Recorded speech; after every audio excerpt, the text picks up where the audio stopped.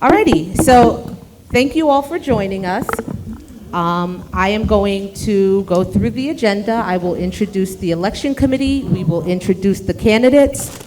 I have some house rules for both the candidates and the audience, so we'll read through those. And I will say multiple times throughout these first couple of pages, if you wouldn't mind taking the time to silence your phones right now. Phones, mobile devices, iPads, what else? Beepers, anything else you have. Let's silence those right now. Okay, so we kicked off right on time, and on our agenda, we have scheduled for open remarks from 7:05 to 7:10. We have candidate introductions from 7:10 to 7:25. We have a question and answer period from 7:25 to 9:25, and these would be the questions that shareholders submitted in advance. There will be no live questions today, but I'll make an announcement about how shareholders can submit questions if they're interested. We will have candidate closing statements from 9:25 to 9:45, and then we will have closing remarks. So I hear a couple of sighs in the audience, and if we finish early, we will leave early. We are not opposed to leaving early, but we do want to give the candidates and Section 5 the respect of being able to hear from all of the candidates the same way we did at the Dreiser Forum. And so we are anticipating spending between 2 hours and 45 minutes and 3 hours, but we hope to make it as painless as possible. Someone has a question. Yes, Leah? There might have been a typo in the paper. It says that the forum tonight starts at 7:30. Oh, I didn't know. It says 7:30. I just wanted to share. Thank you for that. But You're welcome. There's been at least 6 robocalls today.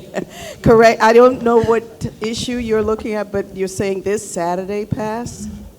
I'm sorry, say that again? Are you saying in the Co-op City Times that it was printed? The latest paper. Yes, ma'am. It says 7:30. Okay. So I just wanted to share. Okay. Thank you for that. You're welcome. Thank you. Yeah. Okay, so we will kick off with an introduction of the election committee. As I mentioned earlier, my name is Anika Green Watson. I am joined by my co-chair for the election committee, Ms. Claudia Sampson. Hello. Thank you, Anika. We are also joined by our general counsel, Jeffrey Buss. Hi, good evening. And the election committee consists of the 2 co-chairs and 5 volunteer community members who form the committee. Diana Lane, Lavon Barksdale, Jewel Crawford Duncan, who's our timekeeper tonight, Dorothy Davis, and Deborah Jones. So thank you to the election committee for the tireless work that goes into this. So before we get kicked off, we're going to review some audience ground rules. And these rules have all been provided on your seats. These rules were also provided to the candidates in advance of Saturday's forum, but also just for today. And so the ground rules are that shareholders will submit questions in advance of the forum. We have talked quite a bit about how to do it, but I'll go over it in detail in a bit if shareholders are interested in submitting questions for forum number 3. There will be no live questions tonight, so all of the questions that you hear read at this forum have been submitted as of 9 p.m. yesterday evening. Shareholders are reminded not to block cameras or recording equipment that you see around the room, to refrain from outbursts or disruptive noises during the forum, to respect candidates, do not speak or cheer or boo at the candidates during the debate, please. To avoid interrupting the candidates or the moderator, there may be certain times throughout the night that I say, does anyone have a question? Those are the times to raise your questions, but please don't interrupt the candidates as they're speaking. And no signs or props. So you're not allowed to display signs, banners, or any sort of props for the duration of the program. For the candidate rules, again, all candidates have received these rules in advance, and we discussed them at forum number 1. Candidates are to remain seated. They must speak directly into the mic at their seat. They must respect speaking time. So they have to adhere to the allotted time for responses, and they aren't allowed rebuttals. So once you give your response, we move on to the next candidate. no interruptions, so candidates are expected to refrain from interrupting other candidates while they're speaking. Stay on topic, address the question or topic presented by the moderator. Base arguments on verifiable facts and evidence. Civility and respect, maintain a respectful and civil tone towards other candidates. No personal attacks, avoid personal insults or attacks on character. Follow the moderator's directions. Comply with the instructions and rules set by the debate moderator, which, again, all candidates have received in advance, and speak only when recognized by the moderator. Candidates may also not use props or visual aids. And this is not included in the ground rules, but it's more of just a note for some feedback after the first forum. Candidates, as much as possible, we know some people have devices that, they have notes on, and that's perfectly fine, but because this is being recorded and played back, just be mindful of how much you're looking down, especially when you're speaking, because it's hard for people, one, to hear, but also to be able to see you. Take that with a grain of salt. All right, let's talk a little bit about questions. Your sound is not crisp. Louis, could you come here and listen from this position? Because it's very You can't muddy. hear. Got it. I don't know how it sounds with the speakers, but Audience, by Sounds there. applause, please clap good. if you can hear sounds me. crisp. Okay. Candidates, please clap if you can hear me clearly. Okay. That was my way to just get a round of applause. No, I'm joking. Okay. You still can't hear me? Now I'm too loud? The bass, please. Now you're okay. Okay. Are we better? Got it. Let's talk about question and timing. So I mentioned earlier that I have my timekeeper here, and all of the candidates would be familiar with this process, but I'll go over the rules just so the audience will know, and for any candidates that need a refresher. Candidates will have up to 60 seconds to give an opening or an introductory statement. We have red, amber, green. It will be green for the first 45 seconds. The light will turn amber when you have 15 seconds left, just to let you know it's time to wind down, and the light will turn red when your time is up. If you're just wrapping up your last word, my name is Bob, vote for me, that's fine.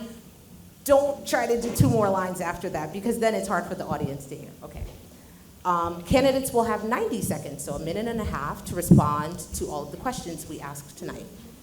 For all of you that were there at the Dreiser meeting on Saturday, the Dreiser Forum, we asked 6 questions. We have 8 questions tonight, and we will pace ourselves. So if we only get through 5 because things are taking longer, we're not staying till midnight to answer the 6th question, right? But if we have time, we'll get to the questions. And I will share in a minute how shareholders can ask questions if they're interested for forum number 3. And then finally, candidates will have the same 90 seconds to give a closing statement. So I didn't tell you about the red, amber, green for the answers because it'll be the same for closing, so I'll just cover it once. You will have 90 seconds, a minute and a half. The amber or the yellow light will come on when you have 30 seconds left. The red light will come on when your time is up. So you have a 15-second reminder for the 1 minute, a 30-second reminder for the minute and a half.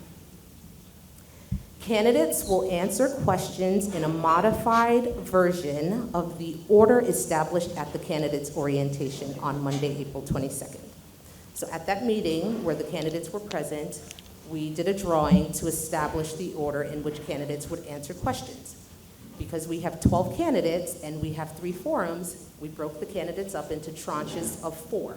So the people who were the first 4 at the first forum are now the last 4 at this forum. Tranche 2 is now the first 4, tranche 3 is the second 4, and then for the next forum, we're sliding everyone down, in case you're wondering why you're in a different seat. The order for opening statements, which will happen when I'm done with this announcement: Bernard Silage, Ezekiel Springer, Sheila Richburg, Keyshawn White, Kevin Fogarty, Leah Graham, Andrea Leslie, Jacqueline Smith, Mary Pearson, Aaron Carnegie, and Shanna Zelda Montgomery. Do we have any questions from the candidates? Perfect. We'll have some closing announcements at the end of the forum, and that's where I will explain how shareholders can submit questions for forum number 3. However, I will make one more announcement to please make sure you silence all mobile devices. Thank you. Candidates, we will begin with your opening statements, starting in the order in which you're sitting, and you have a minute. Are we ready? Okay, let's start with Bernard Silage, opening statement. Thank you, Joel. Good evening, cooperators. I'm Bernard Silage, of course, and I'm running on an impact team with Andrea Leslie, Mary Pearson, Sheila Richburg, Kevin Fogey, and Ezekiel Springer, Jr. Recently, I attended a building association meeting which their guest speaker was none other than Marvin Walton, our executive general manager.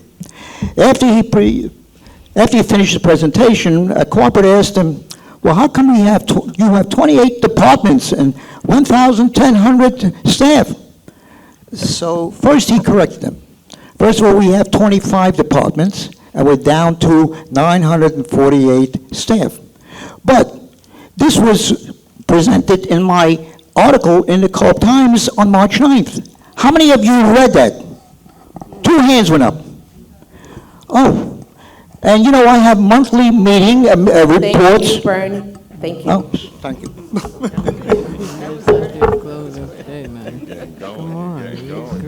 Okay.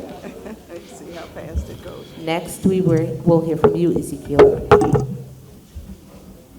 Hi, everyone. I'm Ezekiel Springer, Jr., and I love the sense of community here in Co-op City. To preserve this, I'm running for the Riverbay Board along with the Impact Team. Since 2005, I've called Section 5 home. My dad and sister moved here in the 90s, and my nephew is a CCPD officer. And did you know, according to the 45th Precinct, crime is down here in Co-op City 18%. So let's try and get that number higher by having police officers be more visible, more community engagement, so that we can maintain our quality of life. Let's keep Co-op City affordable and get HCR and Riverbay on the same page when it comes to carrying charge increases. So let's vote for me, Ezekiel Springer Jr., and the entire Impact Team, Bernard Silage, Andrea Leslie, Mary Pearson. Thank you.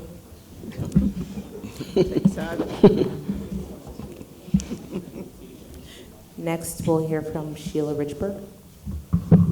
Greetings, everyone. Wow. My name is Sheila Richburg, and I am humble, and I'm requesting your vote to be a shareholder. I'm a little nervous tonight, excuse me. I'm requesting your vote to serve on the Riverbay Board of Directors. I'm going to introduce myself because I'm very active in this community. I'm the president of the National Council of Negro Women. I am a member of the African American Association. I'm a Riverbay Board Fund Director, and I am the director of the Coalition to Save Affordable Housing.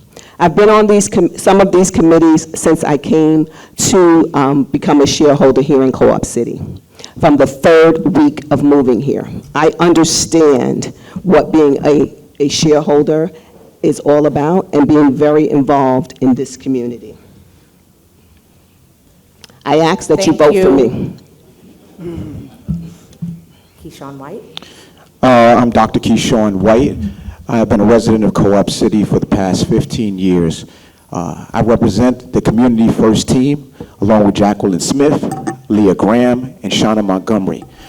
I am like one of you, a concerned cooperator who has seen Co-op City begin to dwindle in some ways, and now, just like you, my concern has led me to be able to represent you. I want to be your voice, your representation in that board. Our votes will never be taken for granted again. We will be protected. Your voice will be heard. Remember the vote for community first.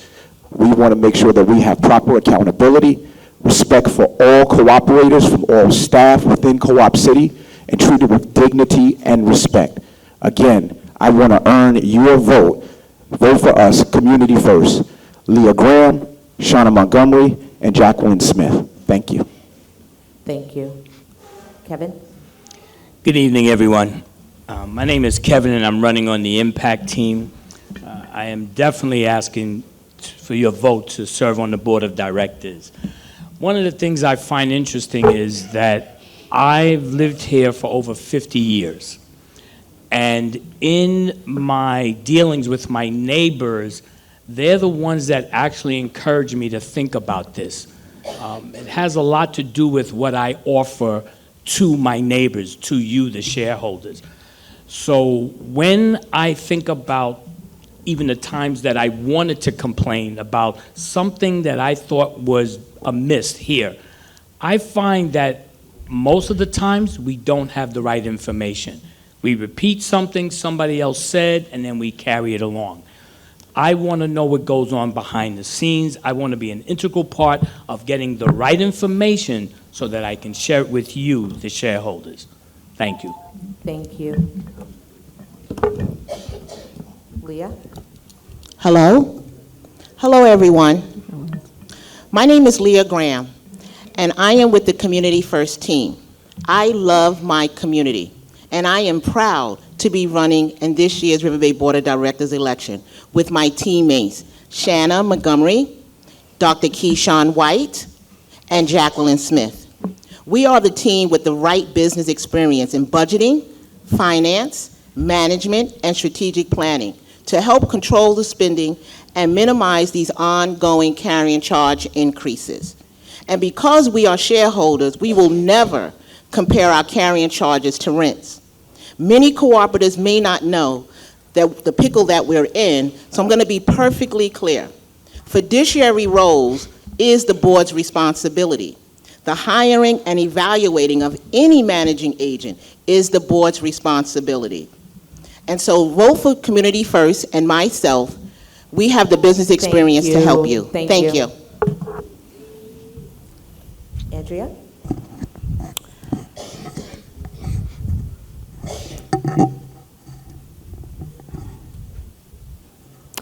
Sorry.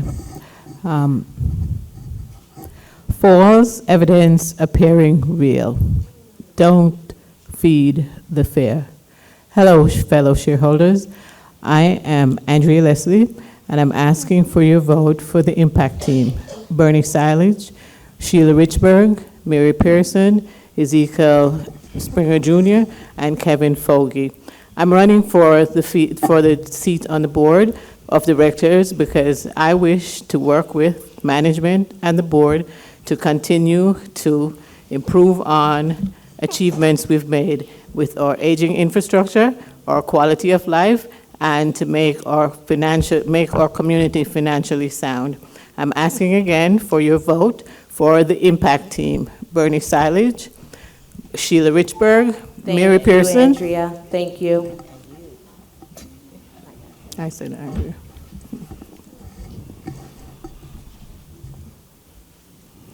Jacqueline Smith? Good evening. My name is Jacqueline Smith, and it's with great honor, great privilege, that I'm running for the Riverbay Board with 3 outstanding candidates. We are the Community First team. Co-op City is a wonderful place to grow up, and that's where I grew up. And right now we're on the threshold of the 21st century, and we need to improve our performance. There are some tough decisions that are about to occur in order to make our community the thriving, beautiful community that it can be. I'm asking you to listen to us this evening and judge for yourself.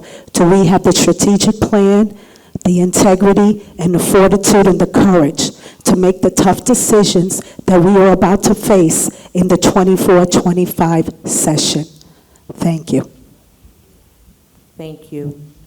The committee reminds all audience members to please silence your mobile devices. Even if you think it's silenced, please look down and silence it again. Thank you. Next, we'll hear from Mary Pearson. Hi, everybody. My name is Mary Pearson. I have lived in beautiful Section 5s for 30 years minus a couple of months and 10 days. I've been a shareholder for about 4.5 years, and I should have said welcome, welcome to Zeke and my neighborhood and some other people who also live in Section 5. This is an extraordinarily exciting time for Co-op City. We finally have a handle on a possibility, and we have the money to actuate that possibility for the convectors. I'm going to talk about a lot more about that in my closing. But right now I want to thank the young women from Building 26 for supporting the vote, for getting the vote out. And I want to apologize and thank the election committee for being a banshee yesterday. Those who are tuning in a week from now or so, if you watched the open board meeting, you know what I mean. If you didn't, you don't. Thank you, Mary. Next, we will hear from Aaron. Welcome, Section 5. It is great to see almost all of these seats filled for this type of an event. Again, my name's Aaron Carnegie, as most of you probably know. I am the building president of Building 27. I am born and raised right here in Section 5 in Building 29. I grew up here, grew up playing tennis and teaching tennis right here in Co-op City. I helped run that organization when I was younger. I was a manager for many years, and now I'm seeking for a seat on the board. What you may not know about me, I was the chairman of the ad hoc committee that fought against the MTA, and we got our buses at the time. But also, we fought against a group of us in Section 5, some are here today. We fought against the board at the time to allow us to have the Ring doorbell so that we would feel safe in our building. Thank you. Thank you, Aaron. Next, we'll hear from Shanna Zelda Montgomery. I don't know the question, I'm sorry. There's a question, we're doing the introduction. I just apologize, I intros. should have said that. Thank you. Yes. My apologies for being late, guys. My name is Shanna Zelda Montgomery, and I am part of the Community First team along with Leah Graham, Dr. Keyshawn White, and Jacqueline Smith. As a team member, our priority is always community first. We are a team of independent thinkers, and our experiences make us different. The decisions that we're going to make is based on the community, not based on our personal feelings. Everything that we do is based on you and what's the best needs of our community. I can't promise that we won't have future increases in the carrying charges, because I know a lot of you are dismayed by the promises that are made in the past of what they're going to do, what we're supposed to do, and what we should do. I won't make any promises to you. What I can promise is that my team are ready to get in there and roll up our sleeves and do what is necessary to bring this community back alive for you guys. I know Section 5 has a lot of issues, and they haven't been addressed. I'm sorry. Thank you. Okay. So when we read through the agenda, we said we would be done with candidate introductions at 7:25, and guess what? It is 7:25. Right. So that means it is time to get to the question and answer session. All right.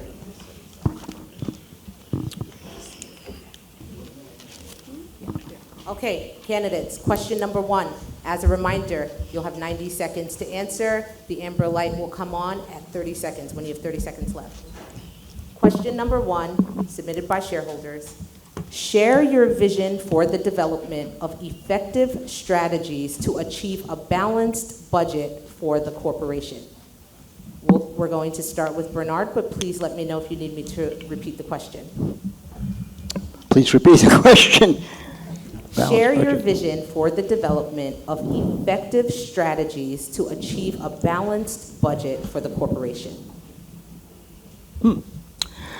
Well, the balanced budget, the only way to receive a balanced budget is consider what income we get and what expenses we have. The expense is not under our control. Inflationary pressures is always there. 97% of our income comes from you shareholders. What additional income can we get from outside other than the cooperatives? Well, we consider, for example, we have some property that we're considering leasing. Perhaps we can get some income from there. But more than that is that we get efficiency in our power plant and introduce solar panels. We have already a contract with a company to do that, but we held that up because we want to see whether we can get a better deal. That's another aspect of where we can get additional income. But it's hard to find additional income except for cooperatives, unfortunately. And we have natural issues that we have little control. That's inflation. One of the things we have to tackle is the insurance rates. Last year, we had a 25% increase in insurance rate, and we had 400% increase over 4 years. We have to find answers to it, and I think the only way we can do it is unite the community and co-op and citywide. Thank you, Bernard. Thank you. Next, we'll hear from Ezekiel. Thank you for the question. I think we need to, in order to get a balanced budget or try to get a balanced budget, we have to watch costs. We have to mitigate the outside costs that we cannot affect, and we need to ask legislation for that. Cost effectiveness. The water bill went skyrocketing through the roof, and only the city can help us with that. Inflation, we have to watch inflation, see how it goes. There's nothing we can do about inflation. There's not much we can do about gas and oil that we use. But we have to watch our budget. We have to look for waste. And wherever there's waste, we have to root it out. We have to root it out. If there's no one that can help us within, we got to bring in more income as far as stores.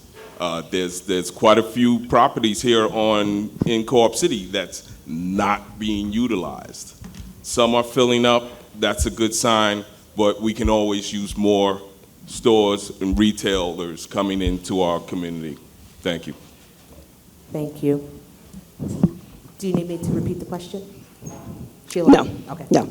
So my name is Sheila Richburg, and some of the strategies that I would recommend as a Riverbay board director would be to utilize our elected officials more, to look at our local, our federal, as well as our state funds for monies to come into this community. I would also look for, assess the budget along with management, line by line, to see if there are any areas that we can save. I would also look at our insurance premiums and see if we can lobby the federal government to see if there's any ways that insurance premiums on a global level can be decreased. I would also work with our restoration department to try to restore our cooperative apartments quicker so that we can rent them out fast, not rent, but have them rented quicker. And that's it. Thank you. Thank you. Before we move on, I'd like to remind the audience to refrain from outbursts or disruptive noises during the forum. This is being recorded for playback, and it is extremely difficult to hear with the audience stirring. Thank you. Keyshawn, do you need the question repeated? No. In order to tackle our budget crisis, we need to effectively have a multi-tiered approach to our revenue streams. First thing is that Co-op City, most of its revenue is derived from our carrying charges. But we have to look at other ways to innovate within our power plant, look at corporate donors to be able to give us block grants, as well as looking at our elected officials to be able to fund us. We also have to look very carefully at our elected officials and the local laws that they're imposing on us, particularly as it relates to green energy, of which they are crippling Co-op City with unheard of demands to allow us to convert into electric stoves and other areas that the city and the nation is just not ready for. We also have to look at our elected officials to begin to deal with the insurance companies that are gouging all of their customers across the United States, not just us, giving unimaginable premiums that people cannot afford to absorb. Insurance companies have an obligation to pay the claims that are made against them and not to punish those who make those claims. We just had a tremendous fire. That was not our fault. Our insurance should not increase 4 times its normal rate because of one incident that is not the norm for our community. We have to begin to look at our budget very finely. We have to go through department by department and cut the fat that is not necessary and keep that which is essential to helping us run properly. Thank you. Next, we'll hear from Kevin. Yes, hi, Kevin Fogey, the Impact Team. I also have a strong emotional concept of how our elected officials are supposed to be representing us. I too would really like to put the pressure on them. We're talking about trying to balance a budget. It's a simple 101 math. Money's in must be greater than money's out. If it's not, you end up with an unbalanced budget. One of the things I think is just deceiving, if you will, and I would like to use that word, during election time, we hear all of the promises and all of the things that our elected officials are saying that they will do to help us. And then when election is over, I've actually gone and knocked on doors. I can't get an appointment. I can't speak to anyone.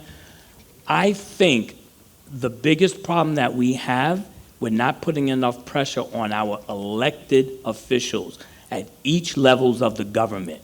You want to get a balanced budget? Affect the votes. You want to get what you need here? Tell them you will vote them out of office, and we will get some answers. There's no reason why with all of these shareholders, this volume, we can't get any tax credits, any breaks, anything. Grant, it just makes no sense to me. Thank you, Kevin. Leah? Hello. Oh, okay, great. I am Leah Graham. I'm with the Community First team. And as a program analyst, I am very result-driven, and I pay attention to details. Also, when I was on the board, I don't know, about 8 years ago, I chaired the Budget Committee. And with that Budget Committee, we did find revenue. And there were some enhancements that were made during my tenure. But let's talk about how we can minimize these ongoing increases that are affecting people who are on fixed incomes. Many who do not qualify for SCREE. They make good salaries, have good pensions, but they just don't qualify for SCREE. And as we continue with these increases, we're going to price people out who really love this community like I do. So in terms of how we would structure this budget, we would absolutely look at every single budget item. And that means getting behind the numbers. Because when you're looking at a budget from the front part, you just see the different line items and you see these costs and you don't really know what's affecting them. But me, as if I was elected, I would be working with the other hardworking directors who also have experience in budgeting, and we would put together a strategic plan, get behind the numbers, ensure that our contracts are better managed, because a lot of our contracts are really not structured. We went from 37 million to 77 million. We're local law 11. Thank you, Leah. Thank you. Andrea?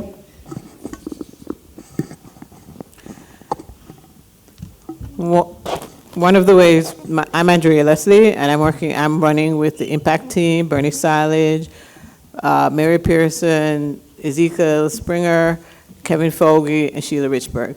One of my strategic plan would be to work closer with our internal audit department, because in their audits, they find ways, things that we've not been doing, compliance with different laws, and those things sometimes, if we're not in compliance with things, or we're not doing, we're not acting in particular ways or spending in particular ways, they have been able to find ways for us to be more efficient. So that's one of the things that I think that we should be definitely working closer with.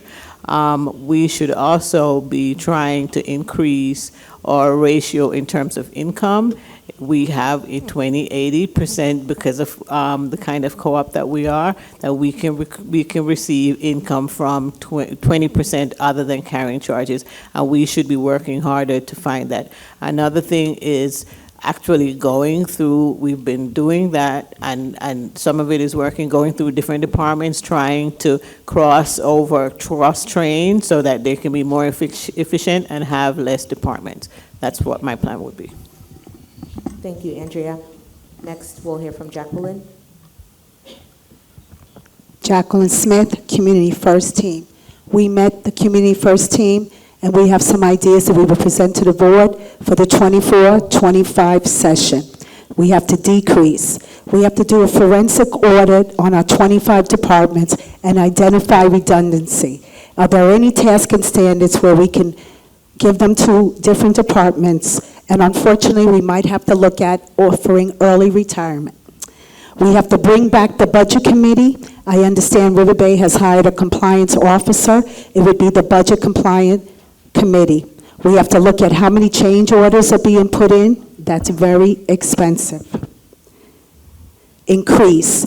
In 1989, the Co-op City Times was 120 pages. We need to hire an advertising manager and increase the advertising in the Co-op Times. We need to sell advertising on the TV monitors in your buildings. That is a stream of revenue.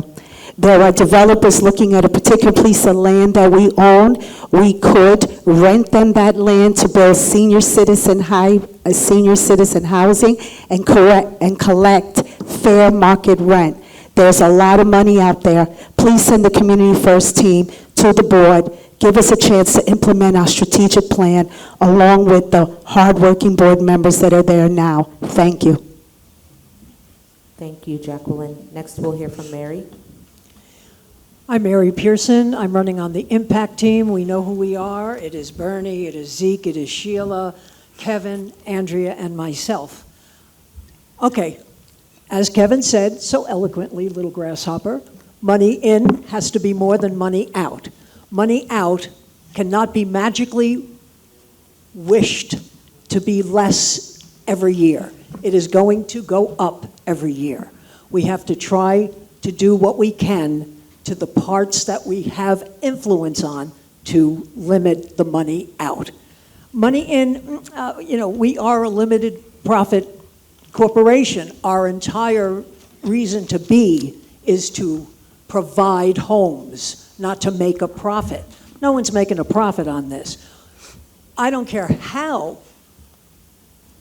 mistrustful some people are at the board or at management or at staff. We don't have a fat cat that is taking a big chunk of our money and putting it in his pocket.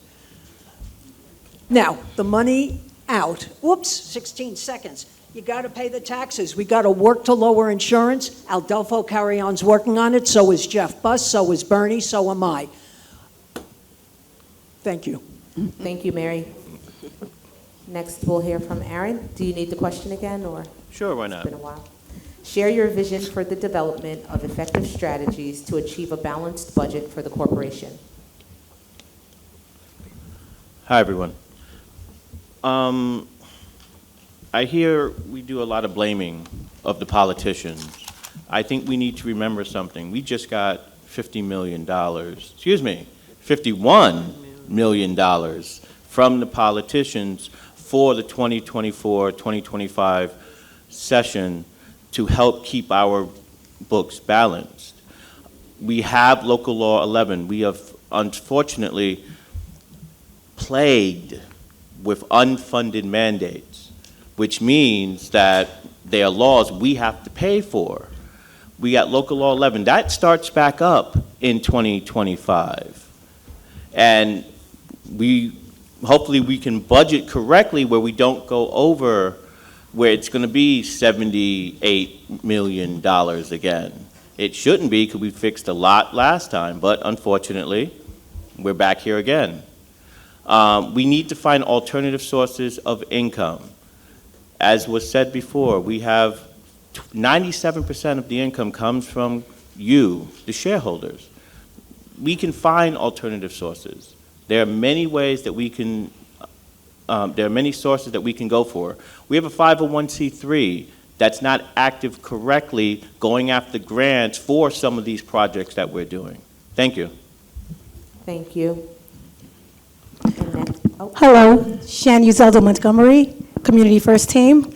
We really need to get in there and look at the financials. We really don't know what's going on until we see where we are, and then we need to make cuts appropriately. We're not trying to lay people off, and we're not trying to have people lose their jobs, but I'm also not trying to have my seniors displaced and out of a home. So we really need to look at the financials. We're spending over $100 million in salaries alone. So we have 27 departments. We really need to find out how we can merge those departments, transfer some of those departments, or have them work in other areas. We really need to cut a lot of what we have. I always say we are not a Fortune 500 company. We need to do what we need to do. We pay insurance for our apartments as well. So the insurance premiums and the companies that are gouging, we're still paying for our own insurance for our apartment. The fire that happened, those people have to pay through their insurance company for that. It's not a cost at Riverbay unless it's the hallways or whatever, but I know we're paying for that because we have insurance. We are told to get insurance. Also, renovating apartments using in-house staff. We don't need to hire someone outside. That's going to take 30 days. We have all the materials inside Co-op City. We have all the materials we need. We can renovate those apartments with in-house staff and get that revenue coming in. We can also get grants and stipends. We're a fabulous. Thank you. And with that, we're ready for question number 2.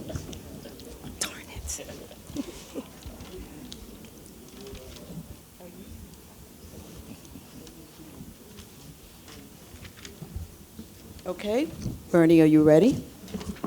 The question is, how do you plan to increase community engagement?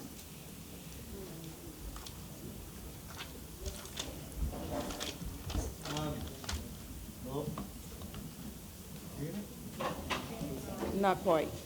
Try it again. Okay. Bernie, 1 second. We reset your timer because just speak and make sure everyone can hear you before you start. Okay. Okay, go. That has been my contention since I got up on the board. At one time, we had a Congress. We had 147 delegates that met monthly and deliberate on the conduct of this corporation, and they had no fiduciary responsibility at that time because there was a sponsoring board and they had fiduciary responsibility, but that board, that Congress, was functioning. We need that again, because 15 board members cannot represent 15,000 families. And therefore, I believe people feel, well, we are cooperative. But when do we exercise our right as a cooperative? Once a year when we vote, and we don't even know who the candidates are, and we don't participate. You'll never hear of us.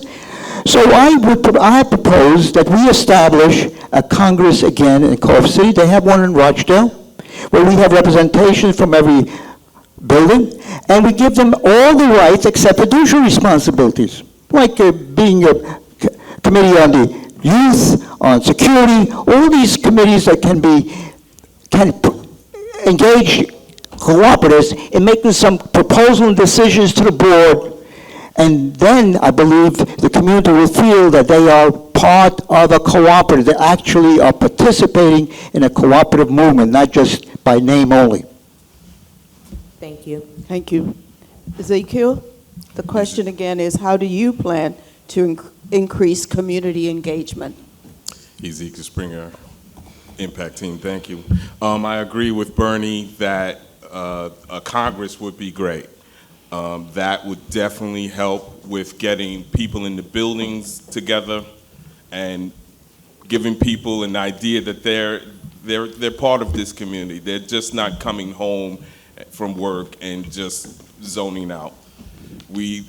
Carrots for these people. We need more than just one fun day. We need more get-togethers, more gatherings, more social engagements that we can come together. And we need to bring back more of an orientation when people come to live here, on their first day, that you are not a renter, you're a shareholder, you are part of this community, you are one of us, we are together, we need to come together. We don't want you to just come home from work, go home, close the door, and that's it. We need you to be a part of this. We need you to participate. Everything that we can do together, we're a community. We have to understand that. Thank you. Thank you. And next, Sheila Bridgeburg. Yes, I am Sheila Richburg. I am a part of the Impact team with Bernie Silage, Ezekiel Springer, Kevin Fogarty, Andrea Leslie, and Mary Pearson. I agree with more opportunities for community engagement. I am a part of the Riverbay Fund, so we are responsible for community events that happen. I think that is one way to have more community engagement. Also, community forums. I think there should be more opportunities like this with community involved. The community come out and we can have conversations. I know there's other things happen in the community like that we have different forums for the community to speak to the Riverbay Board of Directors. And I think that's important so that the directors can hear you and the directors can act on your actions. Thank you. Thank you. And next, Keyshawn. I'm Keyshawn White, again, Community First Team. One of the first things, the reason why the community is not engaged is because we don't respect their vote or their voice. The people are not being heard. As we look across our nation, even our city right now, as we come into election season in November, most people are not even engaged because the politicians and the people that we continue to elect don't represent the voice of the people. They come with their own ideas.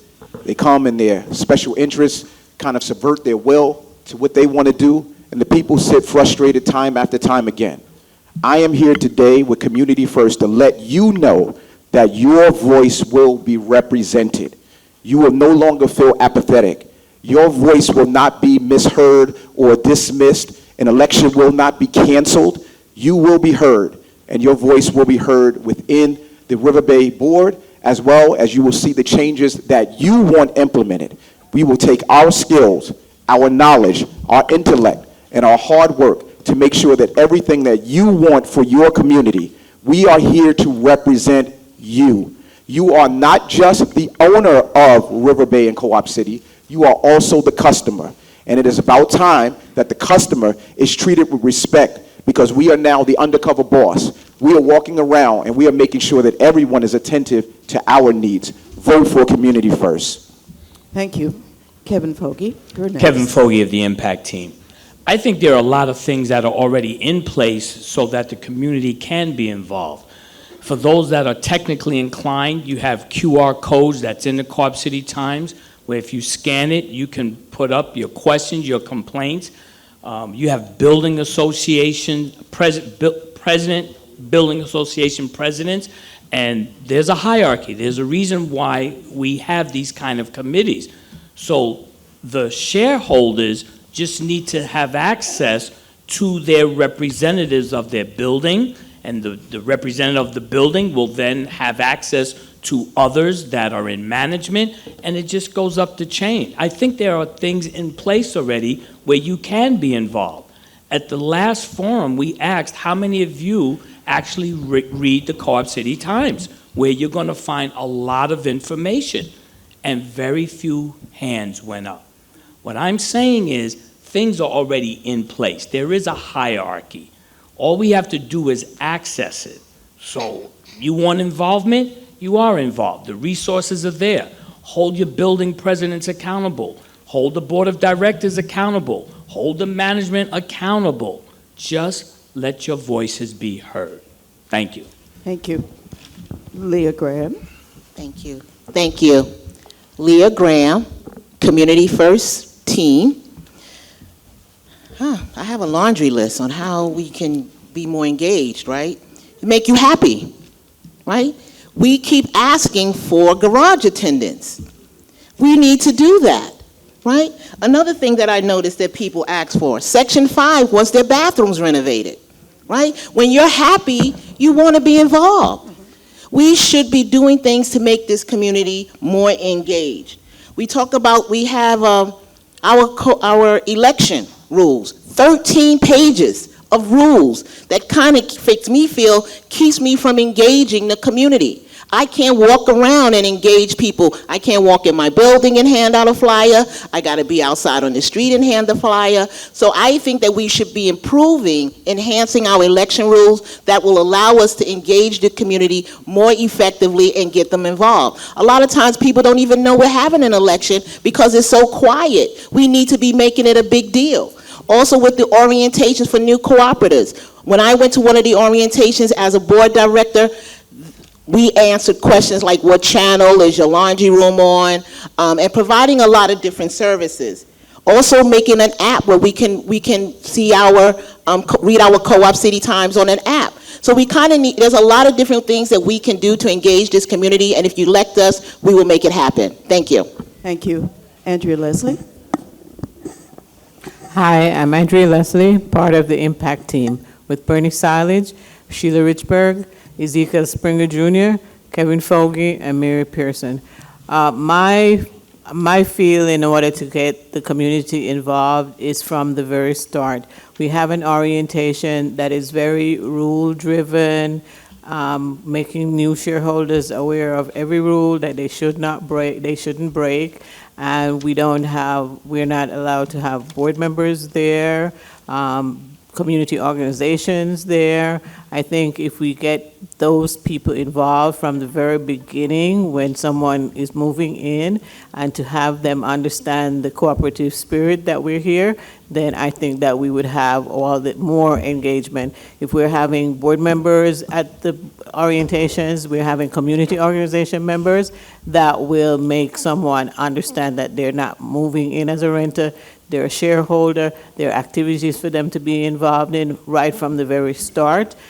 Recently we had a fire, and one of the things that I think we need to start incorporating in that is some fire prevention, sharing with the shareholders how they can get involved with their neighbor. Someone else was pointing out about having floor captains. Make that be a suggestion at orientation from the very beginning to get people involved from the very beginning. That's how you get that going. Thank you. Next, Jacqueline Smith. Thank you. To build upon my team meetings, Dr. White and Leah, one of the strategies we want to bring back is, I moved into Section 5 in 1971. And one of the things Co-op City had from the beginning was the Community Relations Committee. The committee was comprised of at least one representative from each section. That was the committee where the voices from each section was heard, their ideas were taken, they were involved in community planning. Also, what we're going to bring back is we used to have a biannual meet and greet in Dreiser Auditorium. It is where shareholders came together to greet the new shareholders, meet all the church representatives, all our store vendors, our legislators. In order to build community, you have to engage. That's what engagement means. We have to have events. We used to have educational events in Co-op City. We used to have places where people could go and learn. You have to provide that. You have to provide the facility. You have to provide the effort. You have to invite. If you send the Community First team to the board, we promise and pledge that that is the forefront if we want our community to go forward and thrive. We have to put the effort to invite you into the process. Our greatest strength in Co-op City is not management. We're not adversarial. But our greatest strength, our best diversity, is the shareholders.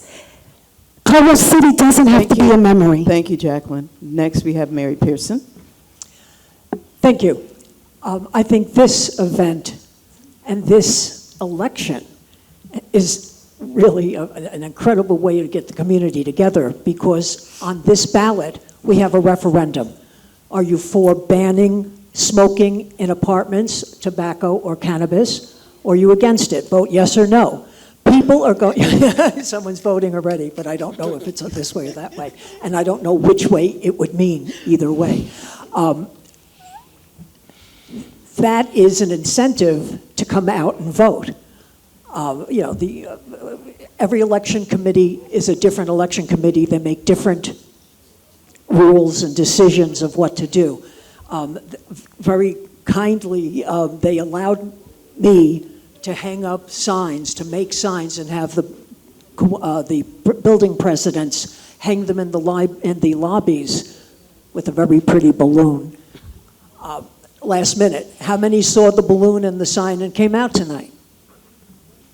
I know a lot of people came out because Building 26 did a great push to get people to come out tonight and to just in general vote. Okay, so we have that. The referendum is good. We should have it more often, and we should have referendums about all extras, all extra things we want to buy. Thank you, Mary. Next, we have Aaron Carnegie. Thank you. I heard about bringing back the Congress. I'm a little too young to be back there in that form, but the problem is we have building associations now. We are engaged with our building associations. Now, some people here may or may not go to their building associations. Or if you do, you notice it might be a little light at times from people being there. That's because they show up when people are important to them. Who's important to them? Who you want engagement from the board members? Have them come to the building association meetings. As a board member, if I'm elected, I will be going to building association meetings if invited. We kind of don't have that right now. Some board members don't come out, they just stay there. The other thing I would like to do is, in terms of the building, the orientations for new shareholders, allow the building association presidents there, especially if they are having people come to their building, because they need to, from the beginning, know and understand what you want from them. They're used to not engaging in the community. They're used to an apartment lifestyle. This is a shareholder lifestyle. They're totally different. Thank you. Thank you, Aaron. And last, Shannon. Shannon Uzelda Montgomery, Community First Team. The problem with this country is to feel not wanted and not needed. We have a tendency to make our seniors and our children feel, because they no longer are where they should be, that they're not wanted or needed. We need to engage the community, engage our seniors, and engage our students. Everyone, it's like a few people are making all the decisions for everything that's happening in the community, and no one is asking the community exactly what they want. We discard the senior citizens. We don't think much about the students and the children. So, of course, if you're disengaged because no one is including you in the conversation. I said it looks beautiful in here, and thank you. I know I said it last year about, sprucing things up and making things a big deal. And we need to do that when we're outside. Like, we're hanging posters up of councilmen because they're running, but we can't hang our own posters up. We can't have pride in running for our election. We can't rally the community and say, let's get balloons, let's make this a huge deal, not just inside here, but outside, using our community rooms just for bingo nights, not just for everyone to just gather, to talk, to meet your neighbors. I think we've done a poor job with including the entire community, and as I said, I think a few people are on everything. They're this, they're that, and they're making the decisions for the entire community, and that's why the community is disengaged. Thank you. All right, we are moving on to question number 3. And once again, we will start with Bernie. So this question is twofold. There's a part for people that fall into one demographic, and there's a part for people that fall into another. Whichever demographic you fall into, answer that piece of it, please, okay? Have any of you served on the board before? If so, what was your experience like? If you have not served on the board before, talk about another board or community organization you've served on. So the board being referenced here is the Riverbay board. If you've served on it, what was your experience? If you have not, talk about another board or a community organization you've served on. Bernie. Well, in 1977, we had ended the rent strike, and I was part of the leadership. At that time, the HCR sat the strike committee as initial acting board of directors. There was 10 of us, and then they brought in 5 more candidates, and I served on that committee, on the board. I had some problems with the leadership, and I just could not serve under that kind of leadership, and I did step down. I could tell you more, but the time wouldn't allow me. Then I did serve again in 1995 when I came in sixth, and a board member had stepped down. He left, and I took his place after 4 months of haggling with the board to seat me. At that time, it was Iris Baez who was chair. Now I'm on the board, and one of the things I'm proud of is when we became the leaders of the corporation, we found we were almost on the verge of bankruptcy because the previous management left us in a financial hemorrhaging. So we stopped that. And subsequently, we had to suspend the management and the risk manager. And now we're on a progressive trajectory where the increases in your carrying charges have been much less than the consumer price index. Thank you, Bernie. Thank you.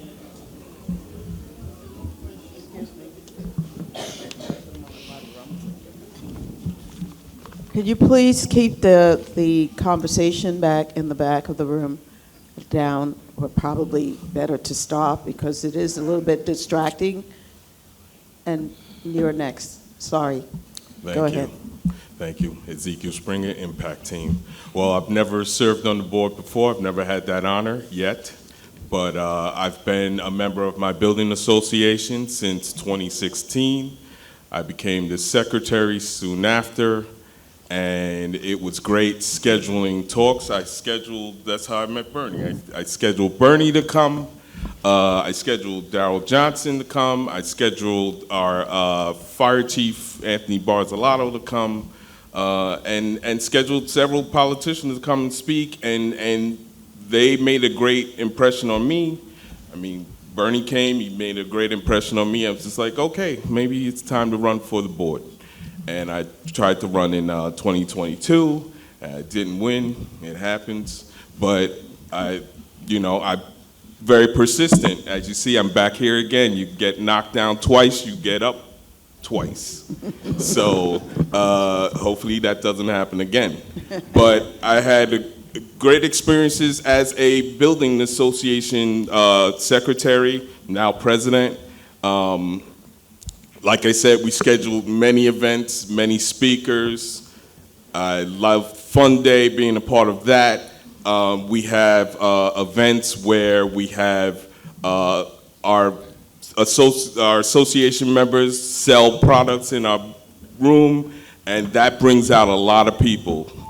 Thank you. Next, we'll hear from Sheila. Yes, hello.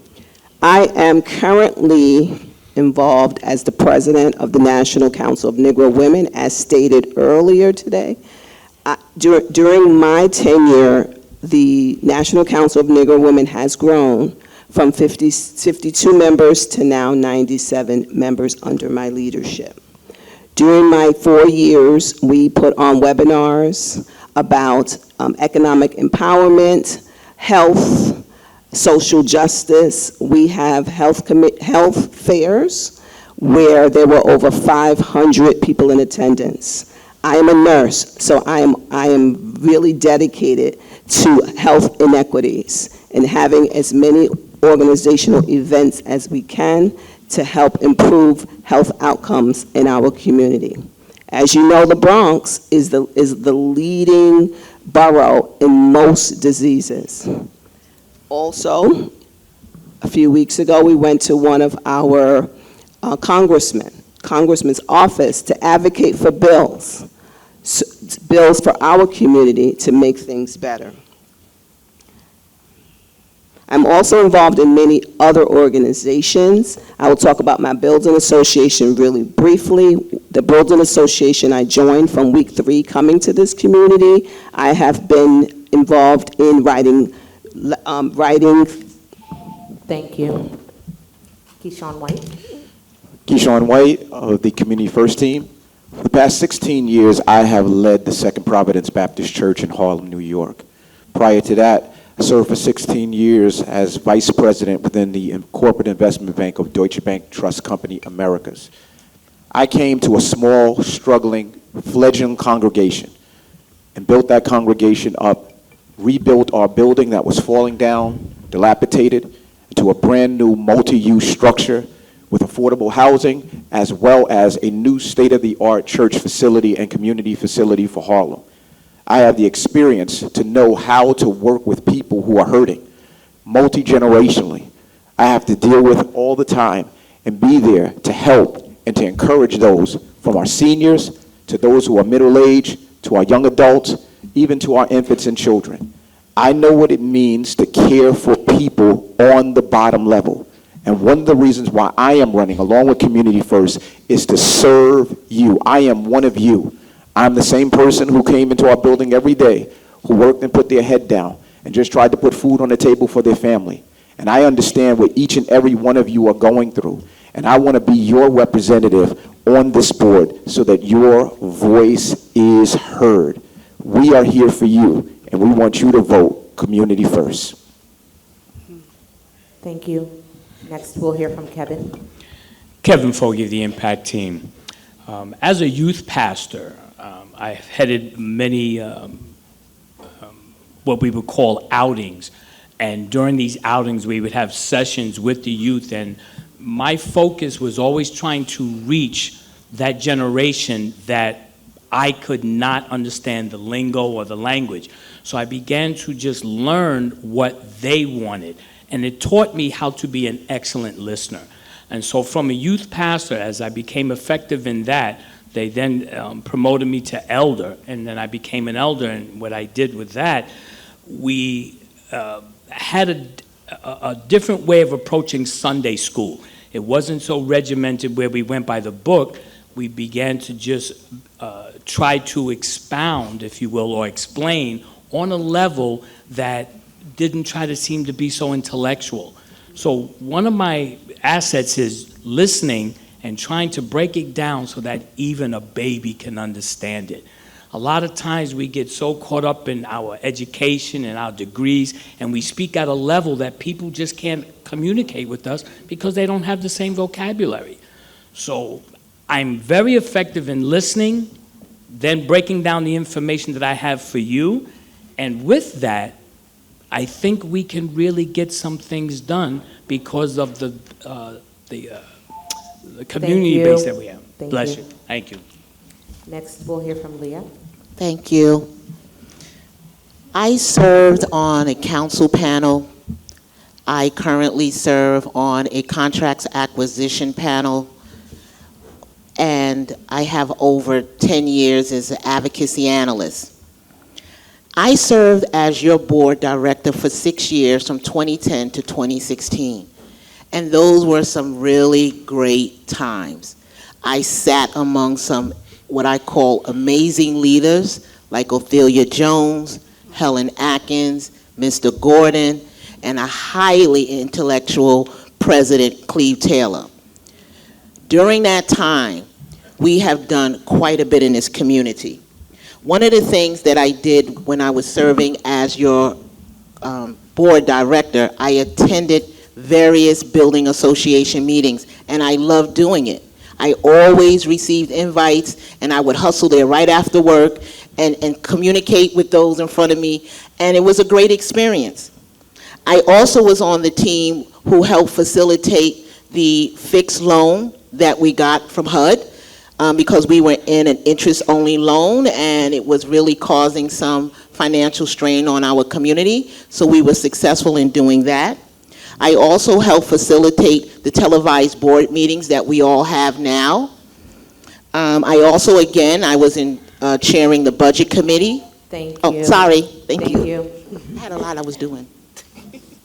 Audience, at this time, we would like to remind you to please respect the candidates and refrain from disruptive noises. I know it's a long night, but it is extremely hard to hear, and the mics are picking up every little noise behind us. And so for the people who are going to be watching this at a later date, we just ask that you refrain from kind of hustling and bustling behind. Thank you. Next, we'll hear from Andrea Leslie. Hi, as a board member, I've been more proud of the political activities that we've had. This board, more than any other board, has been involved in a number of bus trips we've taken to Washington, D.C. on behalf of some issues that we were addressing. I've been part of the Riverbay board, the Riverbay Fund board. I've been more proud to, not just for Co-op City, but part of CU4ML, which is an organization of co-ops that are part of Mitchell-Lama, and we've gone to different co-ops trying to help them and help other members to become board members. And political activity is more what I'm interested in. That's how you get some people involved. And so that's some of the things that I've done as board member here and board member and part of organizations outside of Co-op City on behalf of co-ops and Mitchell-Lama co-ops. Thank you, Andrea. Jacqueline? Good evening. My name is Jacqueline Smith, Community First Team. My mother was an original shareholder in Section 5. She was involved with the Urban League lawsuit that allowed a certain culture and color of skin in 1971 to get into Co-op City in abundance. It was with great pride and dignity that I was elected to the board of directors. When I first got there, I was so honored to be there, and I hit the ground running. But I was a little surprised, but as the time went on, every resolution, or many of the resolutions, everything became 87, 87, 87, 87, 87.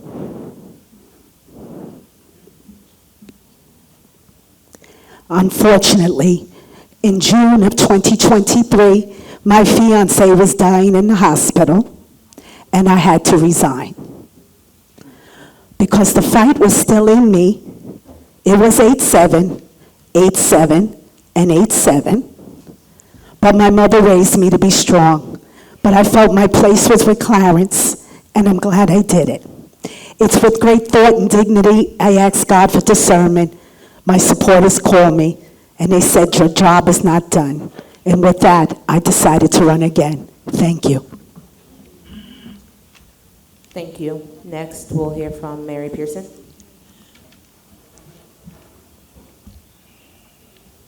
I've served on the board for about 4.5 years altogether. And some of my nicest, most satisfying experiences were working in committee with Anika Green Watson, working on the room rental. We reevaluated the room rentals when they were opened up for outside renters, which is one of the ways that we were trying to, in fact, management brought it to us, trying to increase revenue. I worked with Monique Coleman on the insurance committee. There were others, but we were the two that were really working on it. We saved maybe not a boatload of money, but about $500,000 for the community.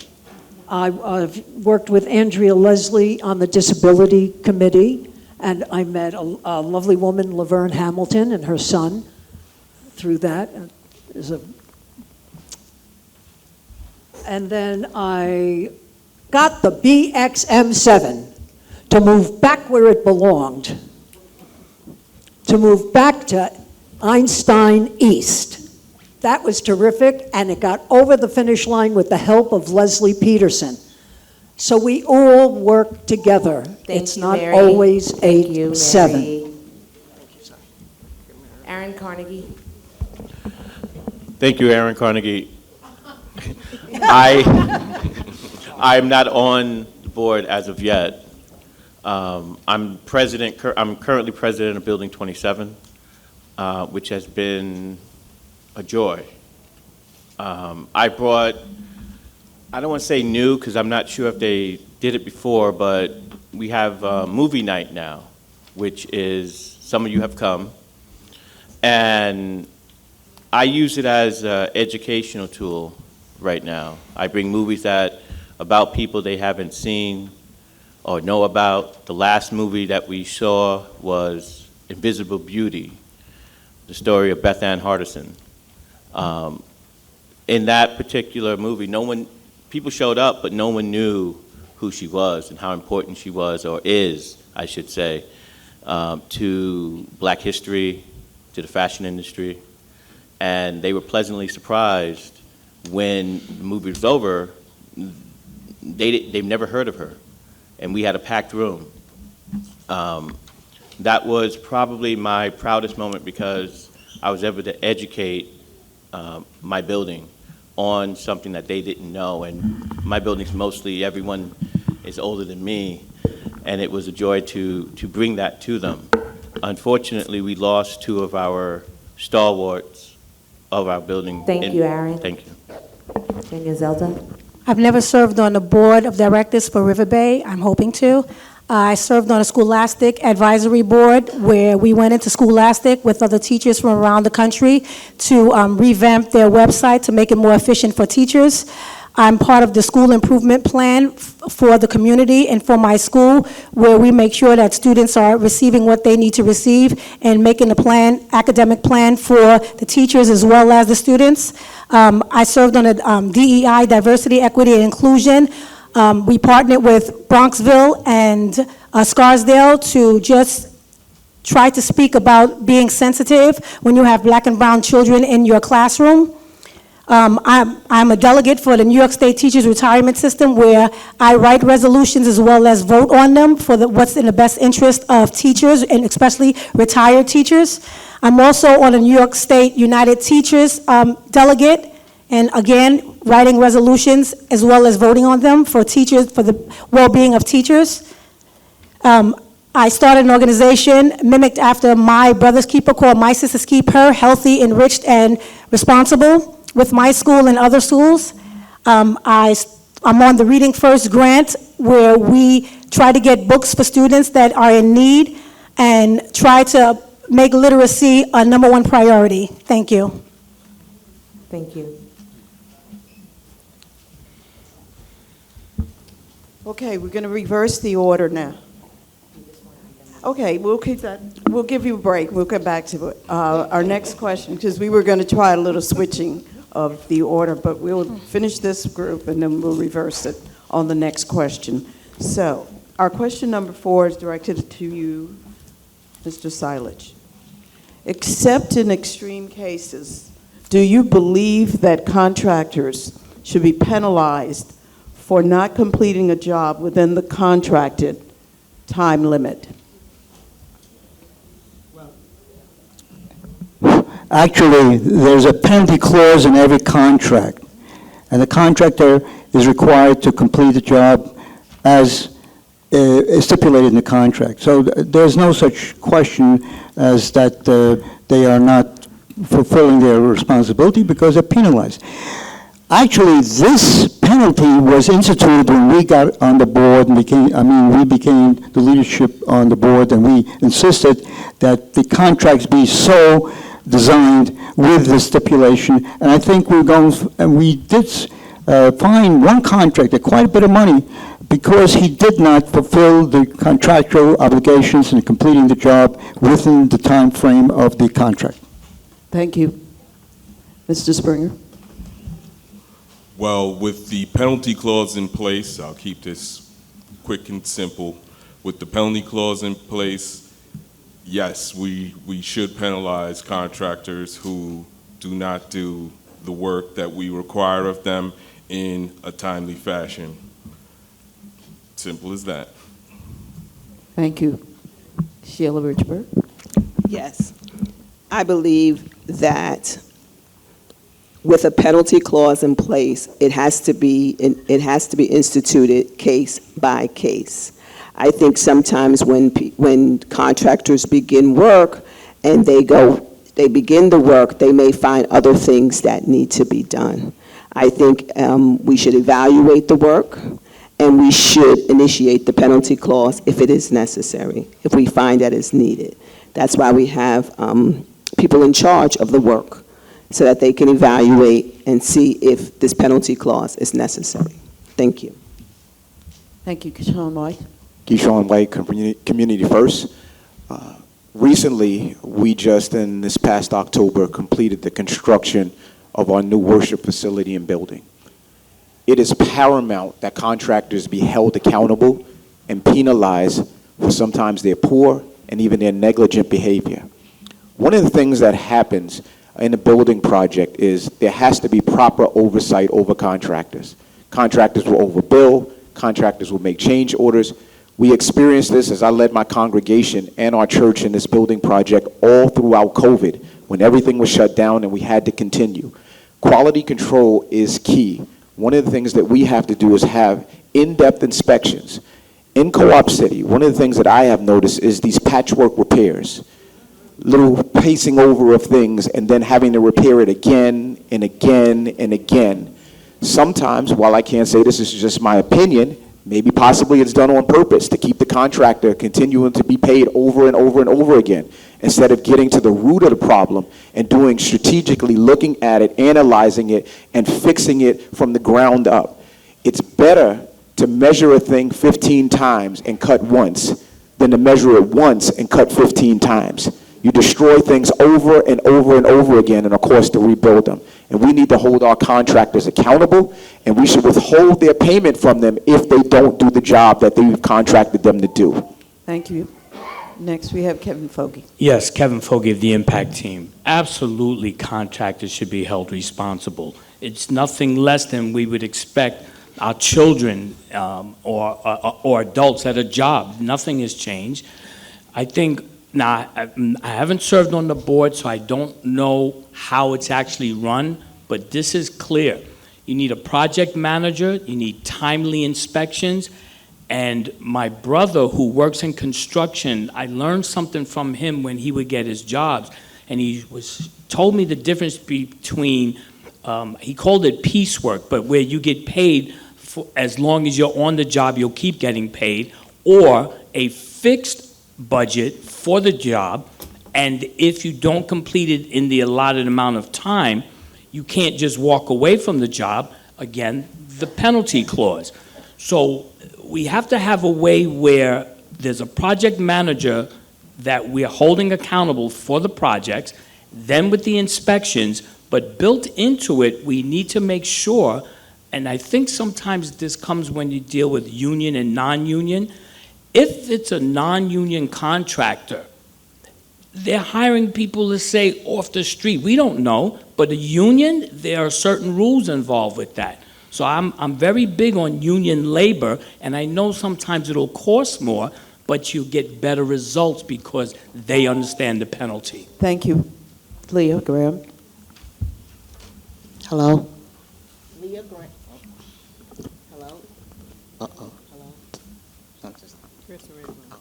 Hello? Thank you, Andrea. Contracting. It depends how you write a contract. We have to look around this community. Lots of contracting, but we're not really happy with the work. It's all about the way the contract is written, right? We are supposed to put many clauses in contracts, including those that would penalize any contractor if the work is not done a certain way. It's very important that we hold them accountable and protect this community. We can always have clauses where we can end a contract just for convenience, right? If they're not performing up to par. The other thing that I notice here in this community, the way that our contract structure is designed, we should have the right people writing the RFP, meaning preparing the bids that have to go out. And we have to specify exactly what it is that we're looking for. I don't care if someone hires union or non-union. I'm looking for technical knowledge and experience to do the job. And we should have someone on staff that's monitoring and managing these contractors, ensuring that the work gets done, not paying them unless they have proven that the work is done correct and properly. So I totally agree that there should be more clauses in our contracts that will better protect this community, and that does include penalties as well. Thank you. Thank you. Next, Andrea Leslie. I'm Andrea Leslie, part of the Impact Team. Bernie Silage, Sheila Richburg, Ezekiel Springer Jr., Kevin Fogarty, Mary Pearson. We already are doing that. As a matter of fact, since I've been on the board, and more recently, we changed for procurement how contracts were written, and there are penalties, and we can say right now, we've now hired a compliance officer. And along with that compliance officer, and I believe internal audit, we'll be able to monitor more where penalties are required and needed. And we've had a number of contracts with issues with legal department working with us. We've been able to correct and change some of those things. And contractors have the understanding that they come, they're not in compliance, especially now that we have a compliance officer. We're going to see more penalties if contractors are not in compliance. Thank you. Next, Jacqueline Smith. In 2021, I had a major flood. The water came down in my closet and destroyed my stuff in my closet. It was a 2-day process for them to come, go to the balcony on top, fix my closet with an outside vendor. April of this year, the first rainstorm, the same black stuff has come down in the closet and destroyed my stuff. There's been a bucket in my foyer underneath my chandelier since April 14th. There is no management oversight of the contracts that we currently have with outside vendors because no supervisor ever came to check the outside vendors' work. I don't know if the contract now, Riverbay can go back and get your money for a two-day job that they charged you. I'm not an adversarial person with management. The first community team looked forward to work with management and the new compliance officer, but absolutely. 2 weeks ago, I was reading the Co-op City Time and I saw resolutions for 2 change orders. I'm not accusing anybody of anything. What I'm saying to you, cooperatives, I grew up here, I thrived here, and I ideally want to retire here. We have to send people to the board to work with the current board members that want to work together to take a look at these things. Penalties is not the only thing. Oversight. Thank you. Mary Pearson. Hi, I'm Mary Pearson, running with my pals over here, the Impact team. Contractors, we are required to accept the lowest responsible qualified bidder. I don't think that's good enough. I think we need to change the definition of responsible and qualified. You can't have a fly-by-night, non-union company that all of a sudden notices that it's not going their way. They do the job shabbily, and off they go. If you hire union, they're not going anywhere. If the job's not done right, they will repair it. They will change it. Just look at our staircases outside of the community center, going up to the pharmacy. The first step is like this. By the time you get up to the top, it's like this. They use the same template no matter where it is. Okay, so that's what I want to do. I want to change it. I want to give unions a bump. If it's qualified, if it's responsible, let them come in 20% higher. We're going to save money in the long run. Thank you. Thank you. Aaron Carnegie. Hi. Everyone has basically said the same, what I would say by the time it gets to me. So yes, yes, they should get a penalty. But what we really, really have got to start doing, especially for work in our apartments, they need to be inspected before and after. Because what happens is when you have it inspected, there's a quality that needs to be there. If it's not good, unfortunately, they need to do it again, and we should not be paying for them for them to do it again. Thank you. Thank you, Shauna. As they pass the torch down, it's of course a yes, yes, and a yes. Riverbay is a gold mine.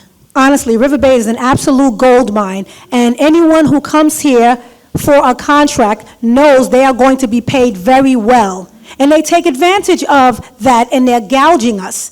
So we really need an oversight. We need to find out the work that they're doing, who the supervisor is, and specifically write those contracts to where we're the beneficiaries. We're benefiting. They're not benefiting by writing these additional orders to where they make money, or they see a little scratch on something, but they feel they got to tear it all down and to rebuild just to repair a scratch. We have to have oversight of these things. Contractors and people in general that want to make money for their companies, they're going to do what they are allowed to do. And if we continuously allow them to take advantage of our community, that's exactly what they're going to do. We have to put our foot down and say, no, we want to see the contract, we want to see other bids. We say we take the lowest contracts, but the lowest is not always the best contract, right? So people that are good for you are not necessarily good to you. So if they know you could come to Riverbay and you can get rich because of the budget we have and everything else, that's why we're in the situation we're in right now, because they're taking advantage of us. And we need to stop that, and we need to hold them accountable. So it's absolutely yes, yes, and yes. Shan Yu Zelda Montgomery, Community First Team. Thank you. Thank you. Audience, No please applause. refrain from outbursts. Thank Sorry. you. We have a very tight agenda. There will be time for that. Okay.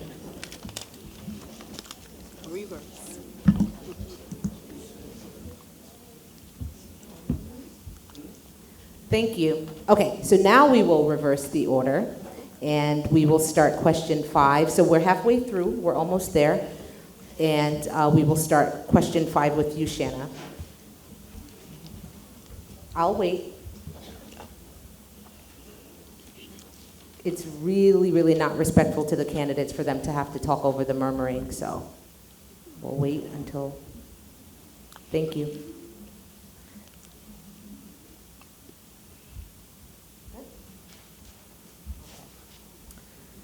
Sorry, Shanna, for the delay. It's okay. It's exciting.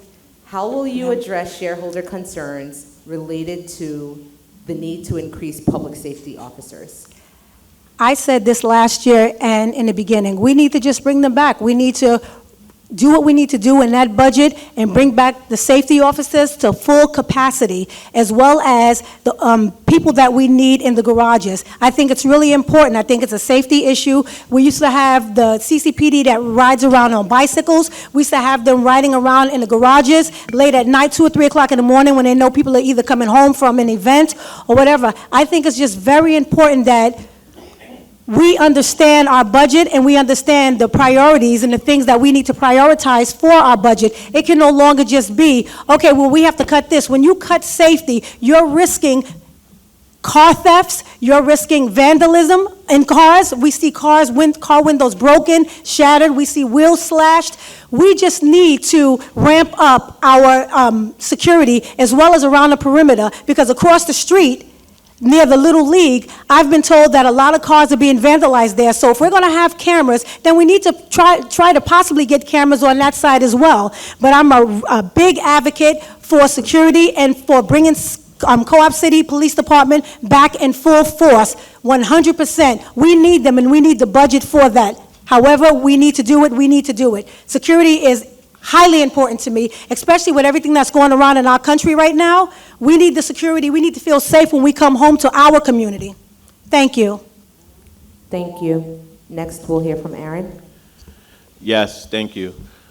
In 2023, the board did not budget for CCPD recruiting class.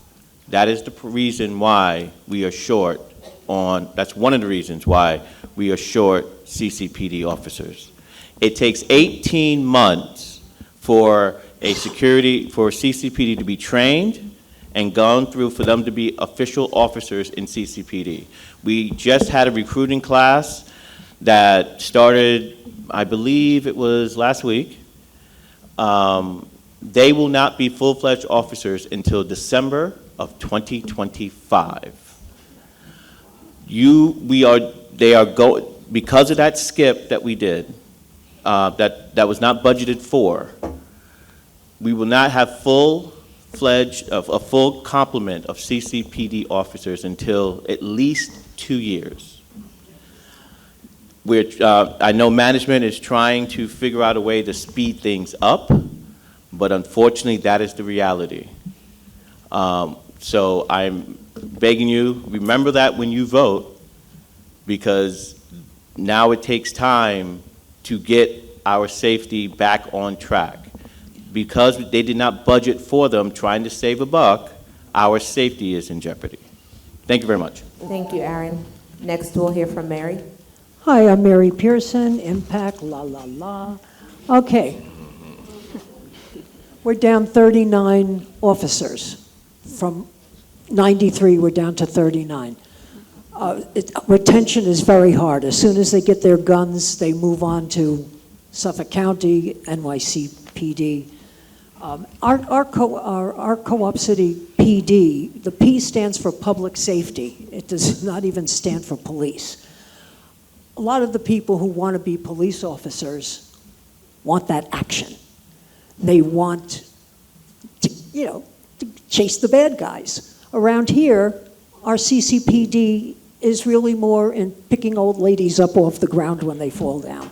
And that's just the reality. Or picking, or pointing at the dog poop, or not pointing at the dog poop.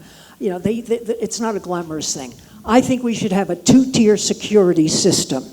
Keep our guys and gals with the guns, spread them out with the cars here and the cars there, one in each of the three sections, because we're three sections, Dreiser, Bartow, and Einstein.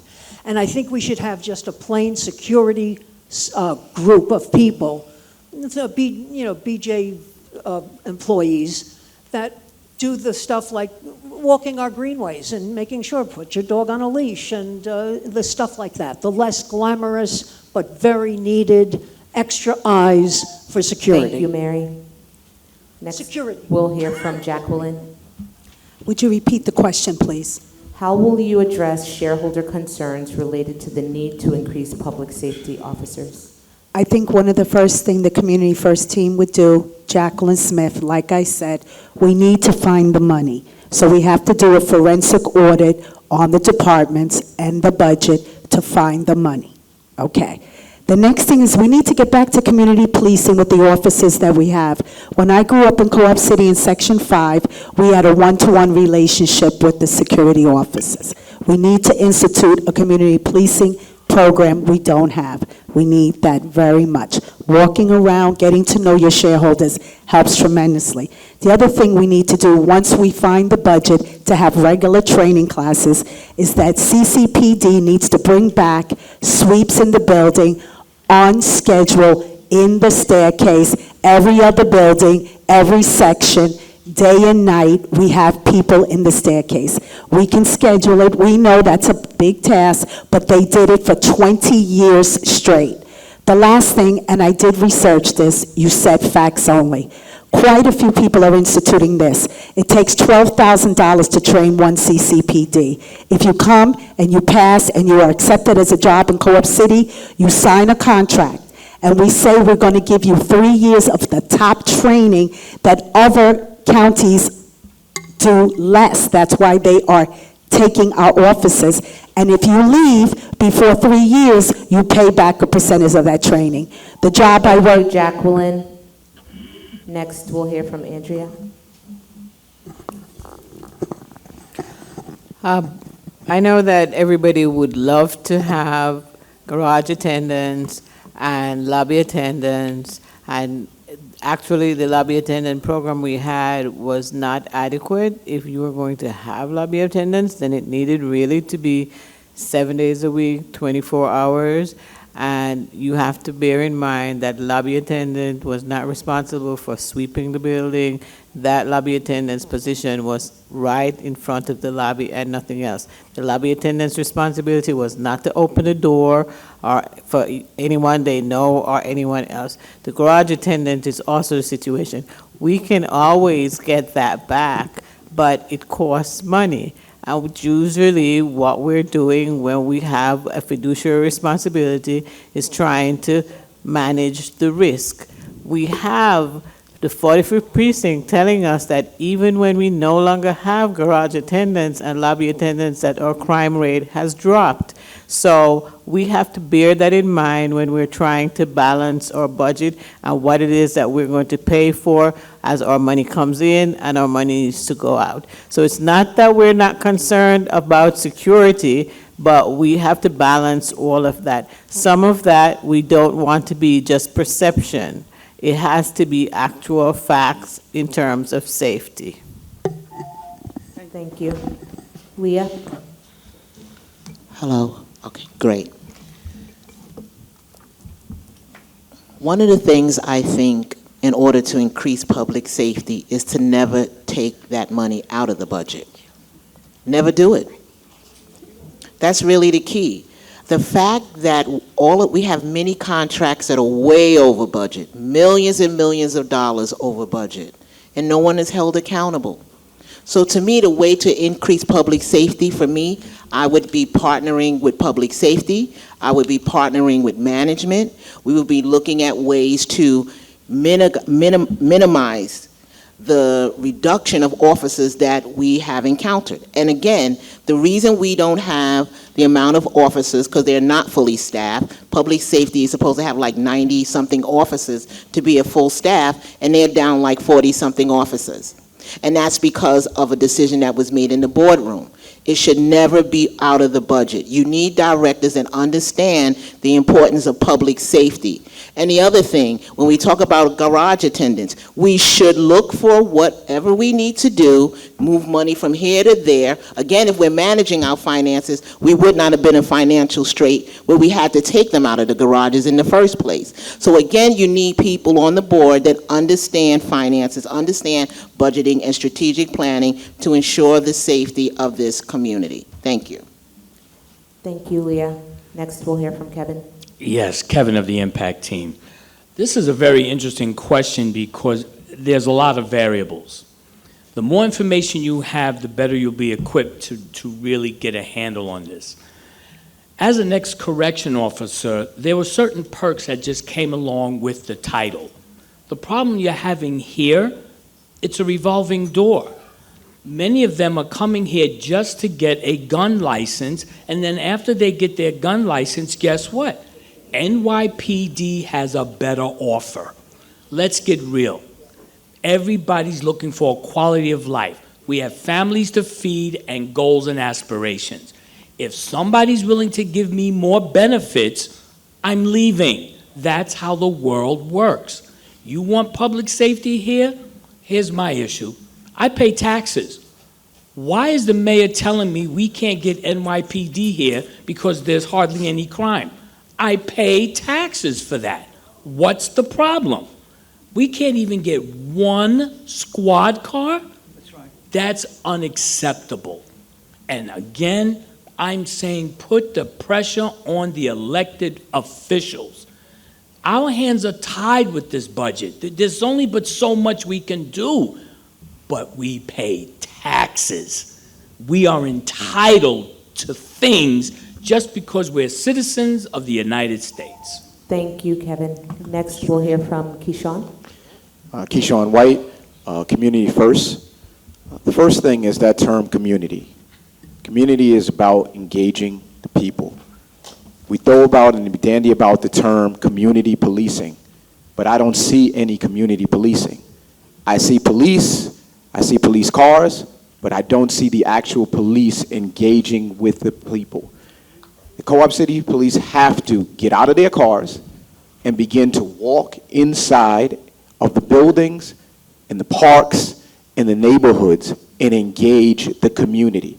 They have to begin doing vertical sweeps, removing the people who are smoking weed in our stairwells, who are pulling out the light bulbs in our stairwells, who are sleeping in our stairwells because they feel comfortable because Co-op City Police are not there.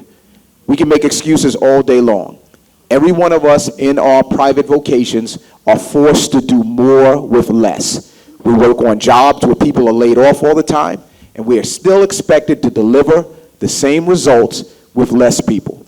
Co-op City Police is no different. They have to deliver the results. That's why we pay them. The excuses are not necessary. they have to work harder for the community, because we all do.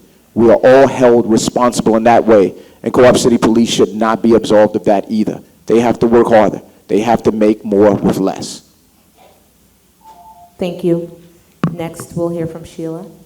Yes, hi, my name is Sheila Richburg, and I also believe that our CCPD department should be looked at.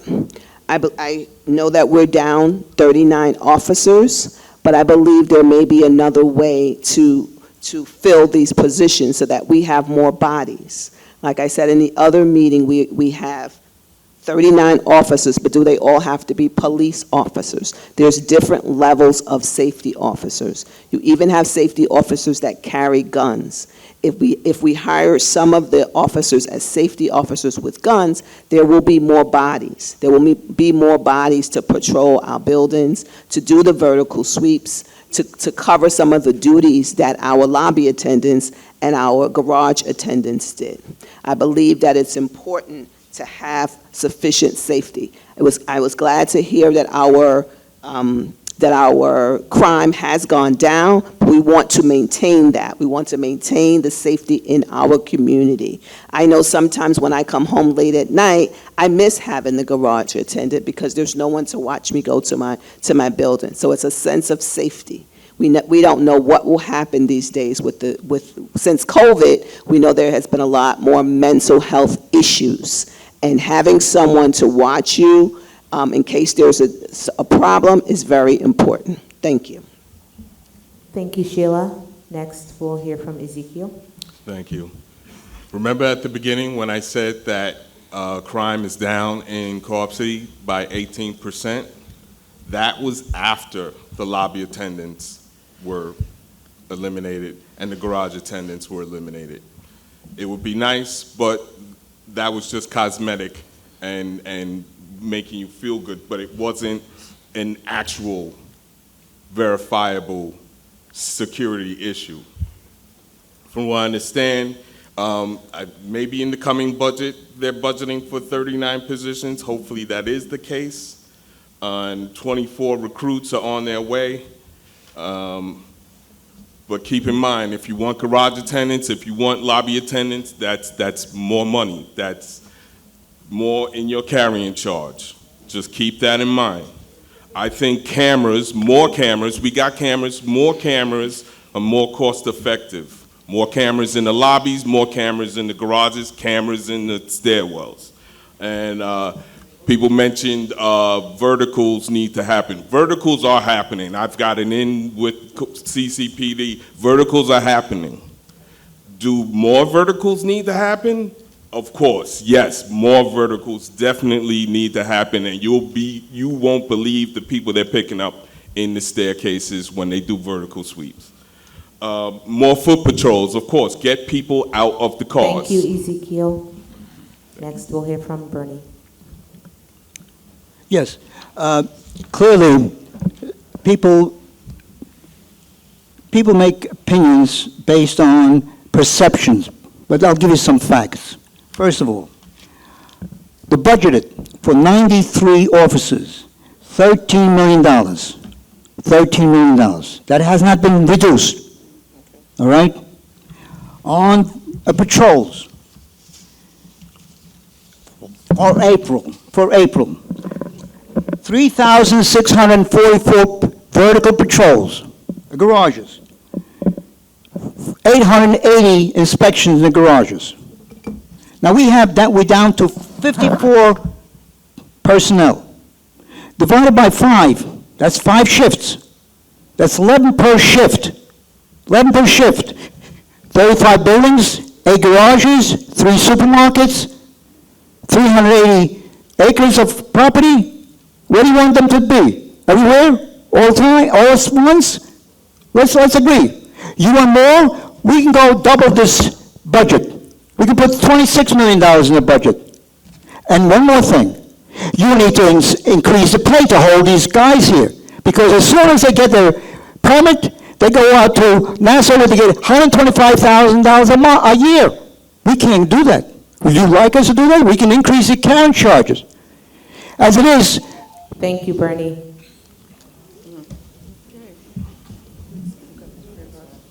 Okay, we're going to reverse the order, so we'll start with you again, Ms. Jonna. Question is, we have purchased some items that come with large price tags, but also come with issues and room for improvement, such as key fobs, vinyl floors, and lobby doors, to name a few. How will you ensure that the future items purchased will be investigated and researched to ensure they work for our purposes? We will allow the experts to do that. The board members now chose these things, or whomever chose these key fobs, a lot of the things that are not working. The board, you guys chose it, or management chose it, or someone there chose it. So it's not how we're going to make sure. We need to go with the best of the best. We need to find out before we invest in anything else. We need to make sure that they're giving us the price that they're supposed to give us, and we need to have documentation on how these things actually work. We need to see other areas and other developments that are similar to ours. Did they get them? Who else purchased these items? Are we going to be the first to purchase these items? Are we the test goats to purchase these items? Are they bidding low or coming in low because we have so many apartments, so many buildings? Like I said, anyone can come in here and give a contract and promise us everything, but are we doing the research to find out this is not somebody's friend, this is just not somebody's cousin, or somebody knows this person that you're giving them the business? We need to find out if this is a reputable places that for the items that we need to make ourselves secure and to do what we say that they're going to do for this community. We just need to research and not go with because someone has recommended where they might be getting a little payoff. We need to go and we need to find out and do research. How efficient and effective are these items that we're purchasing, and what other places that are similar to ours have success with these items? Thank you. Andrew, Aaron Carnegie. Thank you. The biggest problem that we purchased, in my personal opinion, are the key fobs. Unfortunately, for those who don't know, they are hackable. So someone could easily hack those key fobs and come into our building, so they provide almost zero level of security. The other problem is when we buy items, we don't think of how else the items can be useful. For instance, let's take if we actually had a key fob that was not hackable. How else can we increase our security and to solve, well, excuse me, how else can we use the key fobs to solve other problems? Well, how many of you have gone to a decent hotel where your key fob or key activated the elevator, and that's the only way the elevator went upstairs? Now you got a way to stop unwanted people going inside your building if we had gotten the right key fob and the right elevator. Also, we have a problem with the washing machines. Why? We have people from outside coming in using our washing machines who don't live in the community. So if we had decent key fobs, we could have used the key fobs to start the washing machine, and the only way for the washing machines to be activated would be through a decent key fob. Unfortunately, now we don't have that. Thank you. Mary Pearson. Could you repeat the beginning of big ticket items? Okay, we have repeated again, Mary. I'm sorry, what? We have purchased some items that come with large price tags, but also come with issues and room for improvement, such as key fobs, vinyl floors, and lobby doors, to name a few. How will you ensure that the future items purchased will be investigated and researched to ensure they work for our purposes? Well, I thought what Aaron was saying was really amazing, but I don't know if there's a company that does that, that incorporates this key fob to do this job and that job and the other. And it is not the job of the board to go out and research every item that we need to purchase. I am on the local law 1197. That's the law, it's the law that's saying that we have to reduce our carbon emissions, and we have to keep it down so that our power plant does not end up being obsolete. I am not for getting a waiver, just saying we're too big to fail, give us a free ride. No, we have to be the poster child to get innovation to catch up with aspiration. And people complain about the washers. Oh, now that was a good point, that people come in outside and you could use the key fob. But the ADA doors, we needed to be ADA compliant. That had to happen. I thought it was a horrible rollout. I was on top of them too much, saying, the door, where's the fobs, where's the this? But there are certain things we needed. There are certain things we can't do. We are so big. We have such wind. To keep the door solid enough to not blow open in the wind, and yet not be so hard you can't push it out. Thank you. Jacqueline Smith. Jacqueline Smith, Community First. So this question speaks to what strategies I would have for the future. So I would ask the president to speak with management on major purchases over a certain figure, to create an ad hoc committee of different people, some from the board and those that are experts. A strategic meeting. 1, to research in depth what we're purchasing. 2, come back to the ad hoc committee with the findings. 3, bring in our communication department so that a communication strategy can be devised so that we can roll it out to the community so they can understand what we're getting and how to use it.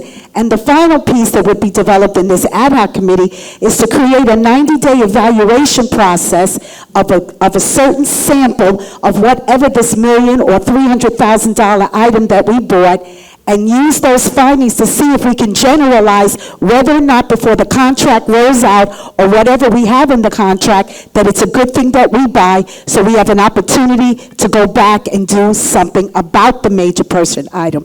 That I find is extremely important when you do a strategic project such as that, and I look forward, if you send the Community First team to the board to work with management, the current board members, to start operating in this manner like major real estate corporations act. Thank you. Andrea Leslie. Whenever there's a large purchase of an item, we have done before, proposed things to management, ask them to do the research, bring the information back. That is how we generally make a decision over what we're going to purchase. We are not day-to-day. Go ahead. You may continue. I'm sorry. We're not day-to-day operators of the corporation, and when we have large purchases, by HCR regulations, depending on what the purchase is, they cannot make purchases without actually coming to the board for approval for certain things without a particular price. And we are required to have biddings for items. We don't sole source. There are times, rarely, that we sole source items, but most of the time, items are bid on, researched before we make a decision on purchasing. Thank you. Leah Graham. Hello, Leah Graham with Community First. To ensure the quality of high-priced items requires market research. And that requires someone with the ability, qualifications to enter into contractual agreements on behalf of our corporation. Now, I don't know anything about this compliance officer, but I'm familiar with contract specialists and contracting officers, because that is exactly what they do. So they would have done some market research in the industry, they would have reached out, they would have done requests for information, and that's really where you send out information to all the different companies asking for their feedback. You're describing what you're looking for.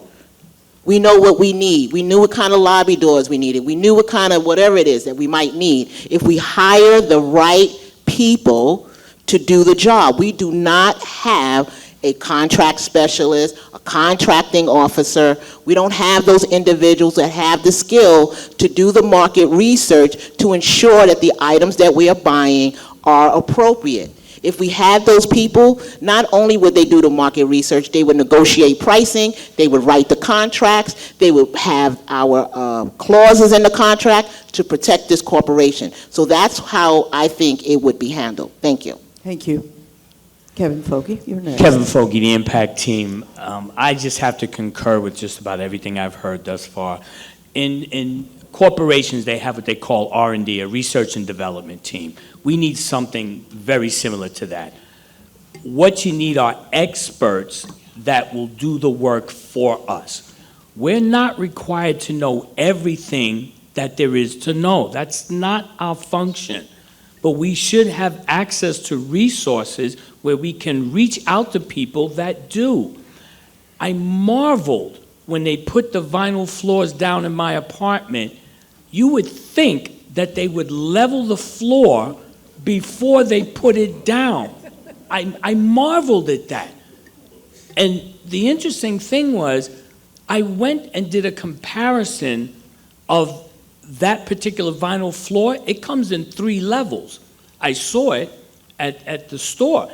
And I know someone that got the next level up, and because the padding is different, the floor goes down differently, and it solves the uneven floor problem. So you're not even incurring more expense by ripping up the tar, laying down cement. All it took was the next level vinyl model with a little more padding. We need quality control. Get an R&D team, experts, quality control. Thank you. Thank you, Kevin. Keyshawn White. Keyshawn White, Community First. One of the issues that I've heard in this about large purchases is that I haven't heard your voice, the voice of the cooperator. In this corporation, our hierarchy is the cooperators dictate and tell the board dictates, tells the management company does and executes what the board and the cooperators have decided. How can we make large purchases and you not be included in what will affect your very lives and your units? Last night I was very disturbed as they talked about the new convectors that they're going to be placing inside of the building. And a gentleman got up and he seemed to have more expertise about how the powering, the AC power, everything worked inside of the units than the very people who were talking about putting the convectors in. How can that happen when we spend millions and millions of dollars on an item that obviously the people who are putting it in are not properly educated on, or maybe he just didn't understand what he was saying in the meeting, as one of the cooperators had to get up and correct him about how the power works because the outlets are built into the convectors in the rooms. You have to be consulted, not on every minor issue, but on major issues and major voices. Your voice should be heard. It is your units that these things are coming into. It is your building. You need to have a voice. Community first. Next week, have Sheila Richburg. Thank you. My name is Sheila Richburg, and I believe that Riverbay management and the shareholders, along with the board of directors, should be able, I believe Riverbay board management has departments that should look into these major purchases. I believe that they should reach out to the experts and also do due diligence. Due diligence, due diligence. We need to research and research again. I know when I make small purchases, we have the ability to look at our reviews. Do we look at reviews when we do these major purchases? I believe that we should vet the vendors, we should vet them highly, and we should also find the best quality materials that we can within our budget. Unfortunately, even before I moved here to Co-op City, I heard about these vendors taking advantage. I think they believe that Co-op City has money. But I believe if we do our due diligence, our research, and we utilize the experts, we may not make decisions that we might regret later. Thank you. Thank you, Sheila. Ezekiel, you're next. Zeke Springer, Impact Team. I agree with much of what's been said up here. As a board member, I would lean heavily on the compliance manager and also trusted experts within each department. I would like for them to investigate and do research into the contractors and into their suppliers and vendors, of course.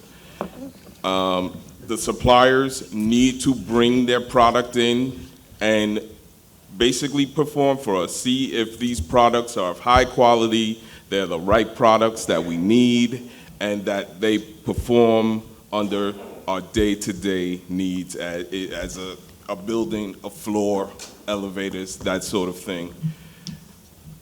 And pretty much, I would like to see what the deal is with this compliance manager, and hopefully that is someone we can lean heavily on going forward. Thank you. Thank you. Bernie Silage. I'm chairman of the Construction Power Plant Restoration Committee. We meet regularly, and we did review some of these proposals made by management. And there's actually 6 proposals. One of them I introduced, and that is automatic shuttle valves. Anyway, they installed it in 2 apartments, and they will examine them. These are all pilot programs, and if you read it for 6 weeks now, every month, that is, 6 months, management has been reporting about these pilot programs. They're not final. We didn't purchase anything. We're still investigating, and the jury's still out what we're going to choose. We don't know yet. However, yes, we need electricians, and I'm an electrician. I know what's the problem with the convector. We haven't decided yet, and I find fault with it too. But we have yet to determine which one will be qualified, will meet our needs. Now, there's other things too. We're investigating more energy efficient methods. We're going to visit a plant called Garbage In, Energy Out, up in Peekskill. There's other things we're looking for in regard to additional power sources, geothermal. All these new innovative energy sources we're investigating in this committee. And I invite anybody, okay. Thank you. Thank you, Baron. Our next question is? Question number 7, and we'll start on this end again. What do you believe are the most pressing issues facing Riverbay, and how would you address them as a board member? Safety, the increase,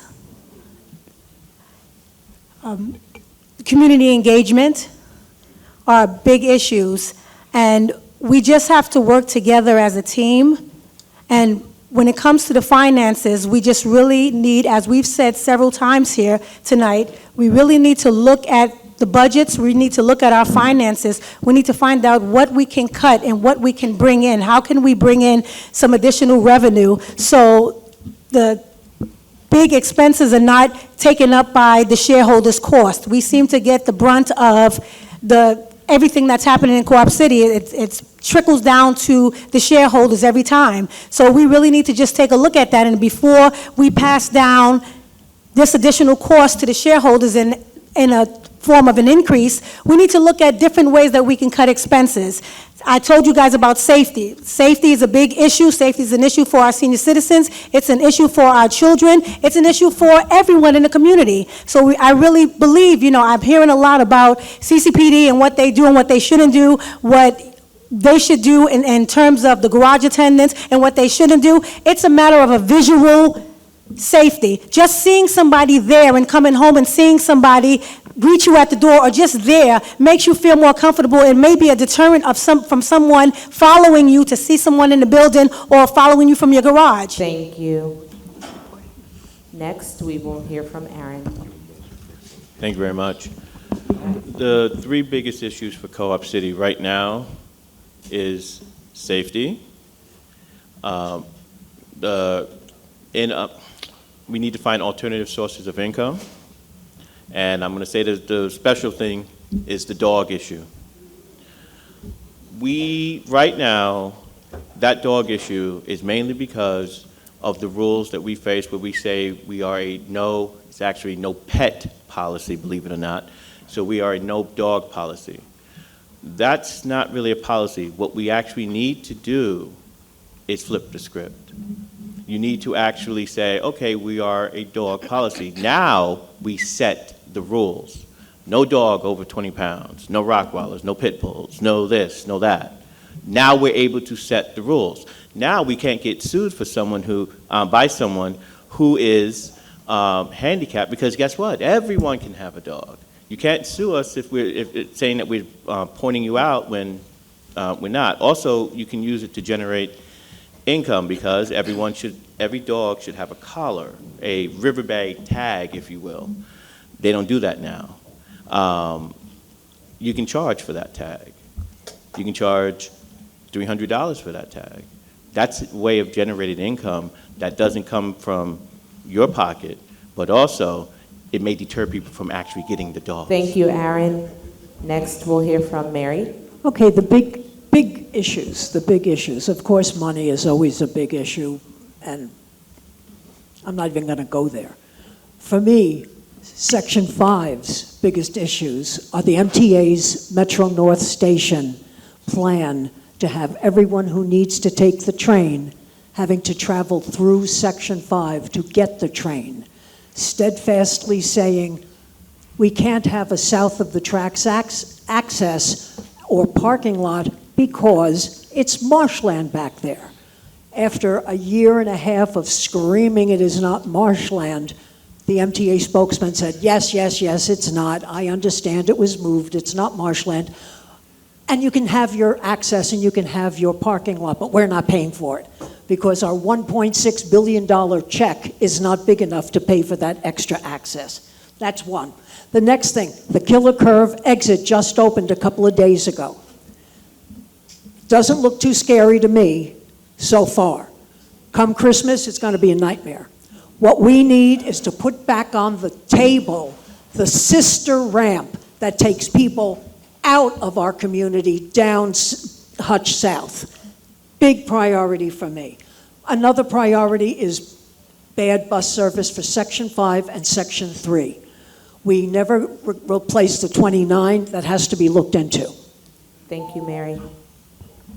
Next, we'll hear from Jacqueline. Jacqueline Smith, Community First. Co-op City's budget and planning is a 2-year process.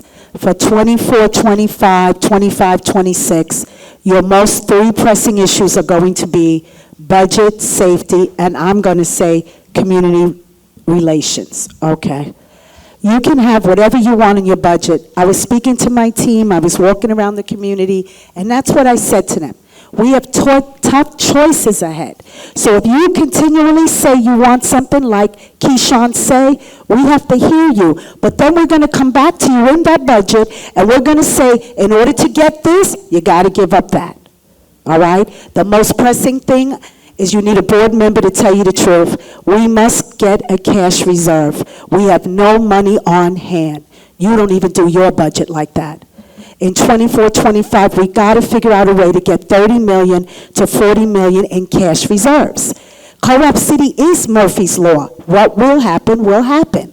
We have a large property. But we can do it. Our greatest resource is our community. The board is comprised of voluntary shareholders who bring their skill set, whatever it is. But there's a lot of skill sets in this audience. Whether I win or not, there are committees that I can join to help out. So if you bring the first community team to the board, along with management oversight, fiduciary responsibility, and working with the current board members, we really could get the job done. Thank you. Thank you, Jacqueline. Next, we'll hear from Andrea.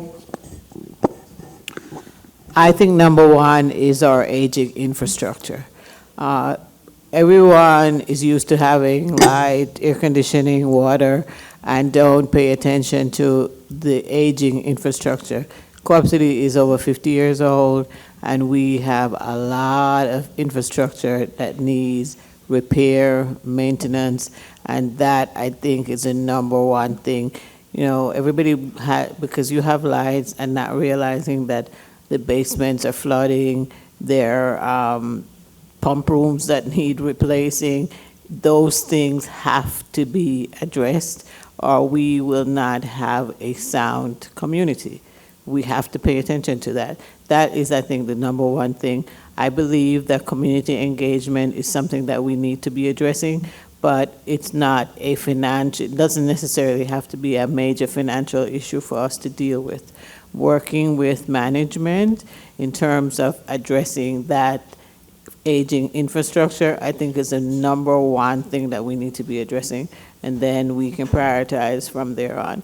We have a budget that's supposed to be dealing with our construction or capital projects, and that is what we really need to be paying attention to. And we do have a reserve. It's mandated by our mortgage. Thank you, Andrea. Next, we'll hear from Leah. Hello again, Leah Graham, Community First. Pressing issues here is one, most important to all of you, these ongoing carrying charge increases. Within the last 2 years, I think we're up to 15.7% increases. So we need to control spending. The second thing I have here is not being involved in day-to-day. We hire a managing agent. We're supposed to evaluate the managing agent. We're supposed to ensure that the deliverables in the contracts are being handled. And that way the work that's supposed to get done gets done. It's important to measure success. And if we're not successful, then the managing agent can't possibly be successful. The next thing I have here is hiring a contract specialist, someone who has the knowledge, skills, certification, maybe even a warrant, that knows how to develop and design contracts to keep these costs down. We spend lots of money on contracts in this community, too many change orders taken in low bids when we can do firm fixed price and negotiate other contracting efforts. And then increasing cash flow. And lastly, 4 seconds, is to unite the board and not divide us. Thank you. Thank you, Leah. Next, we'll hear from Kevin. Kevin Fogarty, the Impact Team. Infrastructure, safety, and budget, I'm going to leave that for the experts. I know my wheelhouse. What I'm more concerned with are the cooperatives. I'm talking about quality control. There should be something in place where after the workers come to our dwellings and we sign that piece of paper, there should be a follow-up, because I recall many times when I get a paint job done, it looks great. So I sign the paper and they leave. I get up the next morning, I'm like, what is this? Which lets me know they use inferior product. So now management has a piece of paper saying, oh, the work is done. Great, nobody's complaining. And so I would like to see a system that when I recall in for the complaint, it is connected to the initial work order number that I initially had, to show that somebody has to come back out and redo the work that your paperwork is now showing satisfactory, well done. There needs to be follow-ups after, and inspections. So we're big on that. We need inspections, but follow-up. Are you satisfied with the work that was done a week ago? Thank you, Kevin. Next, we'll hear from Keyshawn. Keyshawn White, Community First. I think first and foremost is proper management of the budget to get our revenues and expenses in a line that we are able to be fiscally responsible with the finances that we do have. Number two, board accountability to the shareholders, to make sure that the board is accountable to each one of you, to represents the community. One of the things that is horribly happening within our, not just our community, but also state and nation, is we have these meetings where people show up, but their voices are not being heard, their concerns are not being met. We have our city having a meeting about congestion pricing, where they let the people talk, but they've already made the decision already. So it's absolutely null and void of why they've even had us to show up there, just speak about things that they're never going to implement.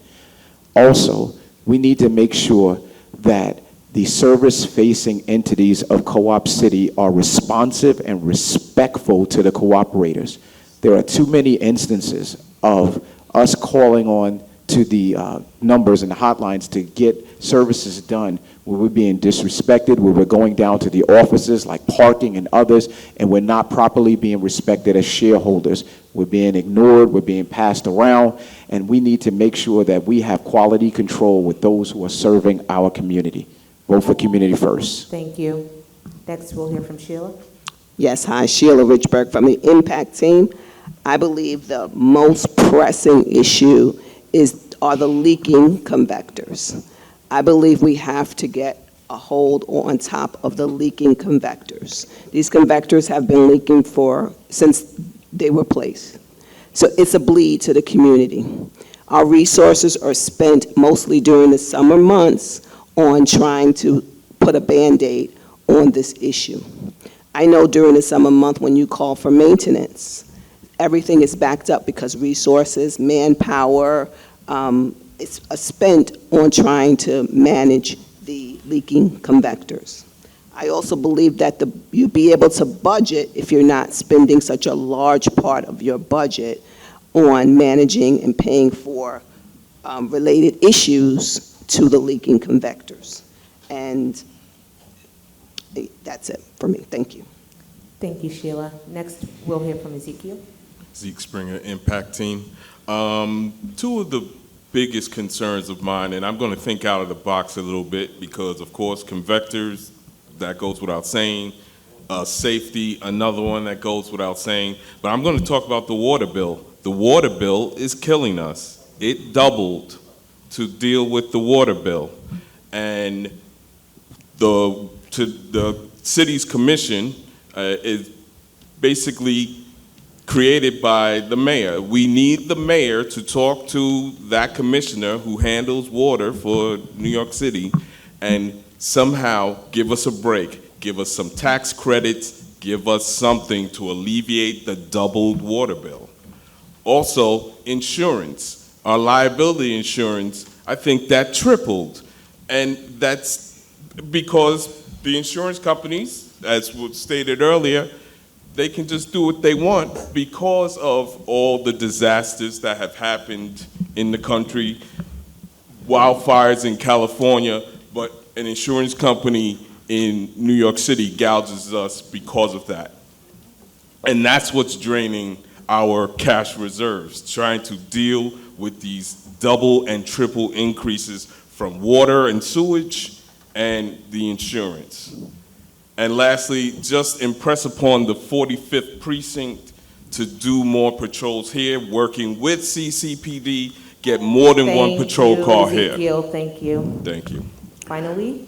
Yeah, just to correct something, I think perhaps people have missed this. 2 weeks ago, there was a report in regard to the water board. Evidently, the water board makes a decision based on the mayor's demanding rental from that board, and that's one way of the mayor getting tax money in the back door. All right? So when they raise the fee for the water bill, that goes to the city coffers and helps Eric Adams with his budget. Now what my favorite thing is the youth center. We have 9,000 young people here. We don't have a youth center. Since I've got on the board, we've been campaigning for a youth center. Finally, we got some pledges from our city council person, and he wanted numbers. We finally gave him numbers, but we haven't heard from him since. And I'm just wondering what's going on, because he pledged to go ahead and put in a capital monies for the youth center, but we haven't heard him from since. And I'm just concerned that this is just playing on us while, we'll remind you, the state found $60 million for the YCWA right across the highway for the young people there. That's good. We need to serve something similar here. Thank you. Okay. So as a time check, it is 9:25, and if you remember the agenda I shared earlier, I said we would do question and answers from 7:25 to 9:25. We are good. We are good, Co-op City. Very good. It is time to have the candidate closing statements. As a reminder to the candidates, and I don't want to eat into the time because we've been doing so well, but you will have a minute and a half, 90 seconds. and the amber light will come on when you have a 30-second warning. We will continue going this way since we started in the other direction. So, Shanna, whenever you're ready, begin. I want to thank everyone for coming out. I want to thank you for believing in your community, believing in us on this panel, trying to do what's best for you. Regardless of how you vote, we just ask that you vote. And I just want to close by saying, just because someone is good to you doesn't mean that they're good for you or the community. We can love our community and we can love our friends, but we need to vote with our hearts. We need to vote with our minds. We need to think about the best people that are for the community that's going to do right by our community. 15 board members must compromise and come together to ensure this community is fully restored, respected, and heard. Voting based on qualifications and experience will ensure that the board has the most qualified individuals who will work together to make decisions that are in the best interest of the community as well as its shareholders. Voting for the right people will help us create a better, stronger, and more cohesive community. We're not just people up here running for the board. We're shareholders. We're friends. This is our community as well. We just ask that you participate, and you continue to participate. You guys are here, so you have done the hard work. You've done the most difficult part of it. Now you need to believe in a team that's going to stand for this community. And I believe the team of Shani Zelda Montgomery, Leah Graham, Dr. Keyshawn White, and Jacqueline Smith, I believe we are that team. Community first. I'm Shani Zelda Montgomery. Thank you. Thank you. And next we'll have closing remarks from Aaron. Thank you very much. Ladies and gentlemen, Section 5, you showed up tonight. You had this room filled. In fact, I think they basically ran out of chairs. Thank you all for coming tonight.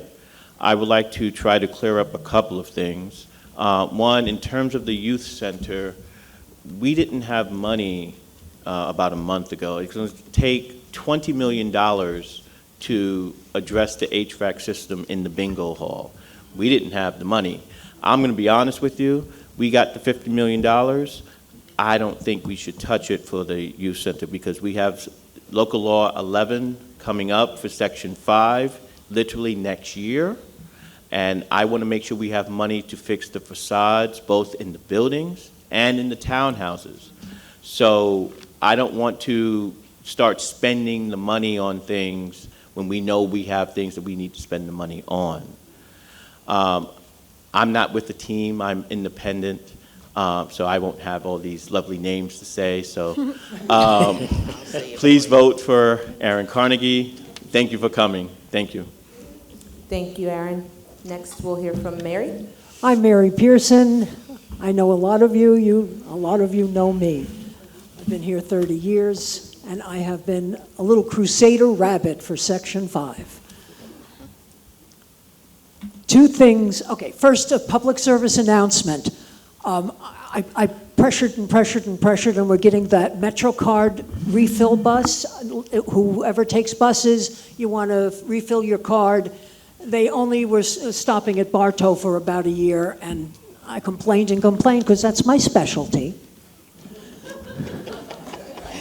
And now it's coming, but it's not every month, and it's supposed to come on May 31st, and it's coming in the morning in Einstein and in the afternoon in Dreiser, okay? And it's May 31st, but I doubt if it's going to be that day because Memorial Day, so I think it's going to be moved to Thursday. I thought I saw that. Ask Tremaine to get on that. Get on that. Okay, convectors and carbon reduction. Carbon reduction, we need to keep our power plant going while we are doing our share to save the darn planet. If we do that, if we get an even more efficient power plant, it will bring us more money. We have made $8 million some years, not this year. I'm done. And the convectors are Thank you, Mary. Next, we will hear from Jacqueline. Good evening, Jacqueline Smith, Community First Team. I'd like to take this moment to thank the election committee, the volunteers. That is the essence of community engagement. Thank you for your selfless service. The primary responsibility of a Riverbay board member is fiduciary. Our primary responsibility is to watch the budget, Second, set policy. I believe that a lot of the capital projects that are in the money from the mortgage is already in escrow. I want to say, and I'm going on record, some of that money from the 50 million should go to the Section 5 bathrooms being repaired.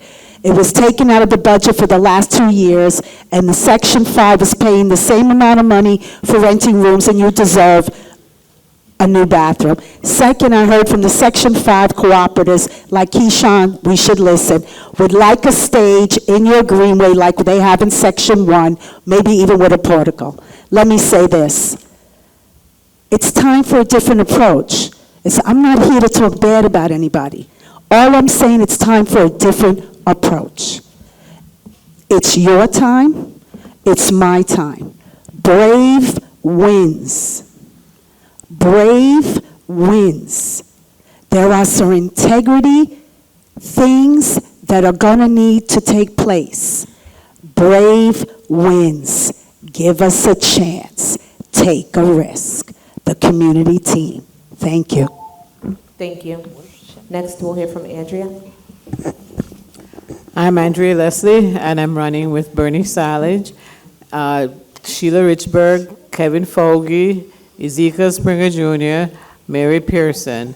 I am running for a seat on the board to work with the board and management in order to improve our infrastructure, improve our community service, and in order to make our community fiscally responsible and safe.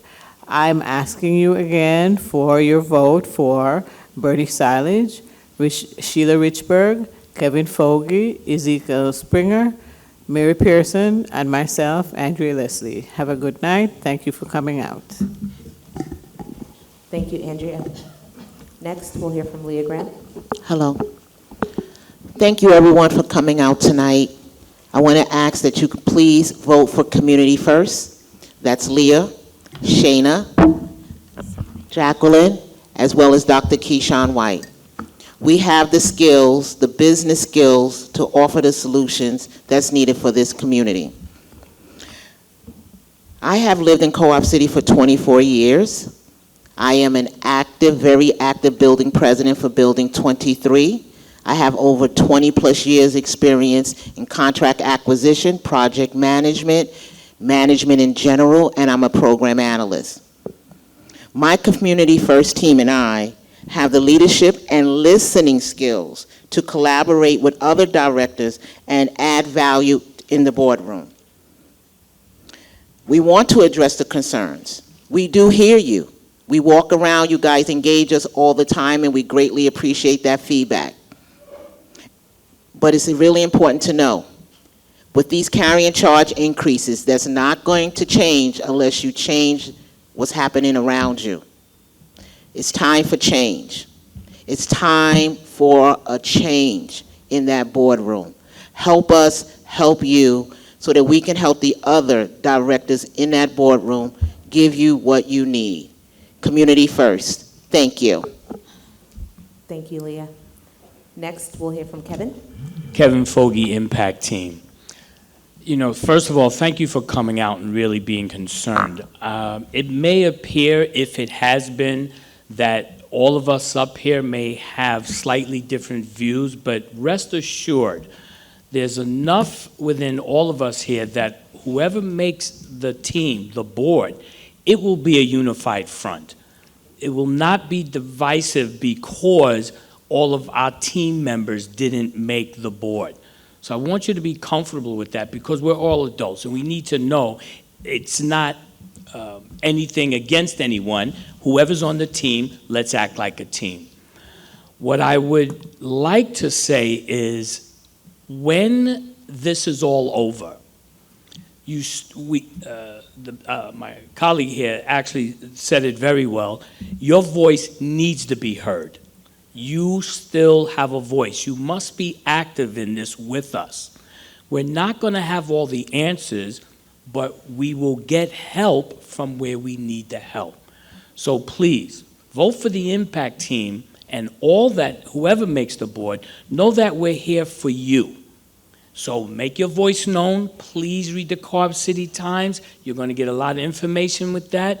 Please reach out to your building presidents. They have access to people that you will not have access to. Thank you. Thank you. Next, we'll hear from Keyshawn. Keyshawn White, Community First Team. First, I want to thank everyone for coming out tonight, for engaging in your community, for making sure that your voice and your presence is heard. Why am I here now? I'm here now because a little bit over a year ago, I was giving my daughter a bath, and as I ran the water, brown chunks began to come out into my bathtub as I ran the hot water. As my family and I went to go visit my father in South Carolina, and we returned home, we came back to a home that was flooded when our convector wasn't even on, and our entire kitchen and living room was flooded out, and many things had to be replaced and damaged. Came to a community meeting, and I heard people speak up, and as I spoke up, people wanted to encourage me to help in the fight to make sure that Co-op City is the place that we all want to live and raise our children and family in and grow old in. But then something happened. After all of that, after everyone's voice was heard, then their votes were all just washed away because we didn't meet quorum and they decided not to keep it going. I want to ensure the integrity of your vote, that your voice will always be heard. And that is why I want you to vote for Community First. Vote for myself, Dr. Keyshawn White, Shauna Montgomery, Jacqueline Smith, and Leah Graham, and make sure that your voice will always be heard. Thank you. Thank you. Next, we'll hear from Sheila. Thank you. My name is Sheila Richburg, and I am a part of the Impact team. Please vote for the team. Bernie Silage, Ezekiel Springer, Mary Pearson, and Kevin Foggy, and Andrea Leslie. I commit to be the type of board member that puts the needs of the community first. I believe my past experience speaks for itself, and it speaks for the love that I have for this community. I will respect your vote because your vote is extremely important. I firmly believe in educating the community as well as listening to the community. I'm an independent thinker, and I'm also a team player. It is important to be a team player. It is what people are looking for when they're out hiring new graduates in the community. I believe that I will be able to govern the community, and I understand the fiduciary responsibilities of being a board member. Being a president of a community-based organization is a huge responsibility, and I believe I have effectively done that. I thank you for listening. Have a great night.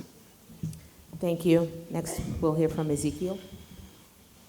First of all, I'd like to thank you all for coming out. This is really heartening that you came out in such big numbers. Remember my name, Ezekiel Springer Jr. Elect me and I will work for you. I will work for us. I'm no budget analyst, but you will learn with me. You will know what I know while I work with management. I pledge to hold in high regard my fiduciary responsibility and act in good faith for Co-op City. This is not to enrich me. I don't need this. I'm not here to enrich myself. I'm not here to enrich my ego. Just know my decisions will be for a thriving Co-op City. So please, vote for the entire Impact team. Sheila Richburg, Kevin Fogey, Andrea Leslie, Bernard Silage, Mary Peterson. Mary Pearson? There's Leslie Peterson. Yeah, you can stay on the board. That's good. Mary Pearson, sorry, and me, Ezekiel Springer Jr. Thank you. I'll vote for you. Thank you. I'll vote for you. Bernie? I want to take this opportunity to share with you an ugly episode that occurred a year ago on the Board of Directors meeting. That meeting was open, it was televised, and I was a victim of a verbal racial assault by a board member. Subsequently, we took an action to remove the board member, but the board member resigned. Now understand this. We have a zero policy in the corporation on racism. In fact, there's an officer who was dismissed because he made some derogatory jokes about Muslims. He's summarily dismissed. And yet, some folks just ignore, do not condemn that action, and attempt to brush it aside. And I think you need to direct the board to take firmer action. Zero policy on racism of any type. Thank you. Thank you, Bernie. Okay. It is 9:41, so we're a little bit ahead of the schedule. Please bear with us for a few more minutes. We have some closing remarks. First and foremost, the election committee would like to thank the candidates. Thank you. We know it's late. You know, people have things to do before they get here. And, you know, the preparation that you all took to be here is evident in the responses, the thoughtful responses you gave to the shareholders' questions. And we do understand this is a volunteer effort, right? So we thank you for throwing your hats in the ring and being prepared to serve the entire community in this manner. I think this is as good a time as any for the audience to acknowledge the work of these lovely people in front of us with a round of applause. Thank you so much.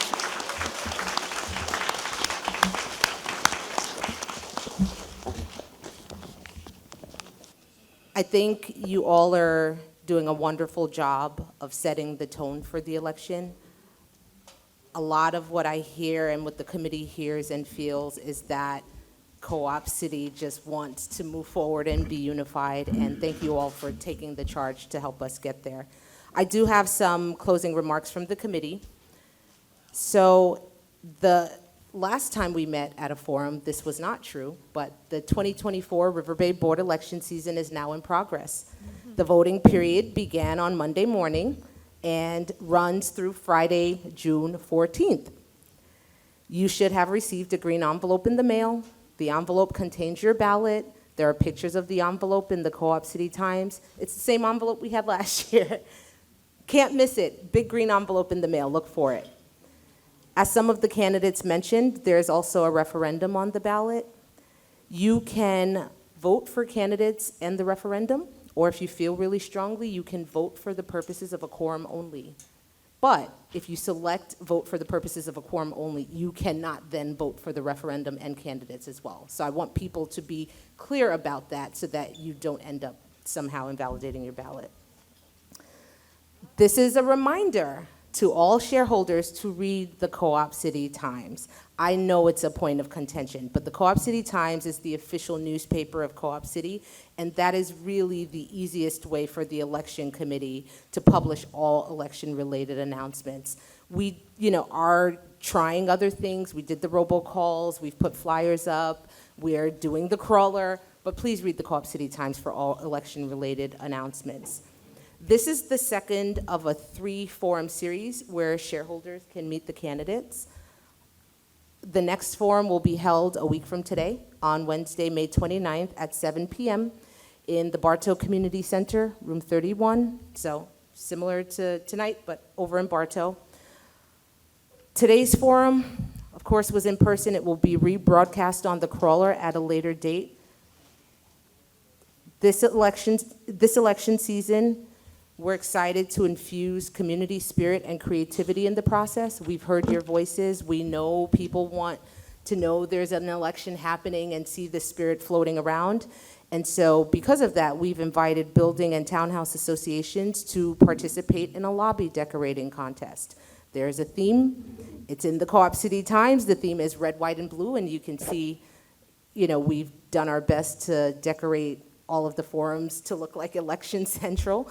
But building and townhouse associations are invited to participate, in decorating the lobbies and the townhouse greens according to the theme, using any materials and decorations they see fit. It just has to be nonpartisan, of course.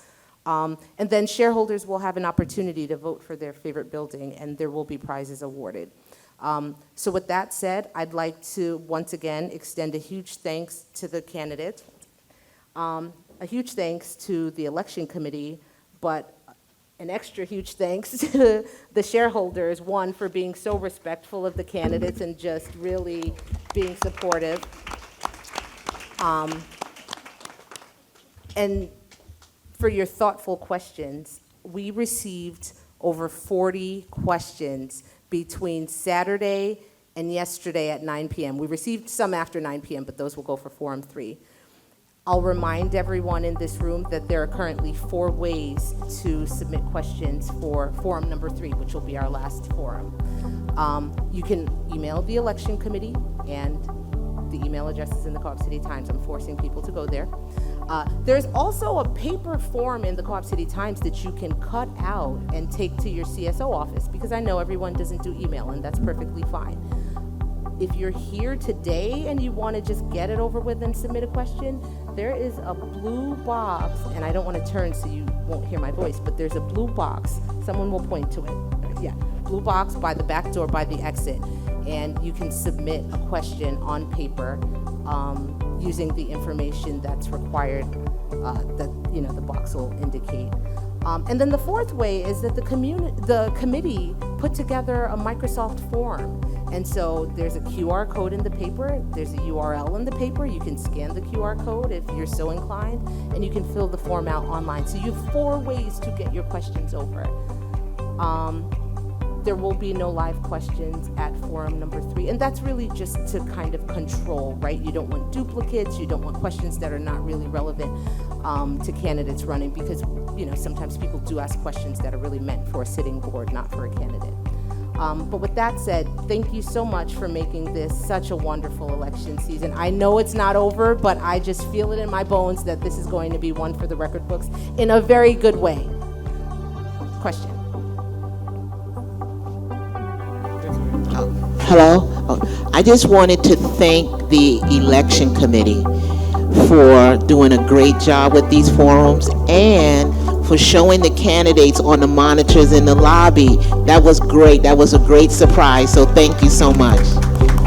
Thank you so much. And as always, our inbox is open for feedback, questions, concerns, etc. Everyone, get home safely. Thank you very much. There are refreshments in the back. We know it's dinner time.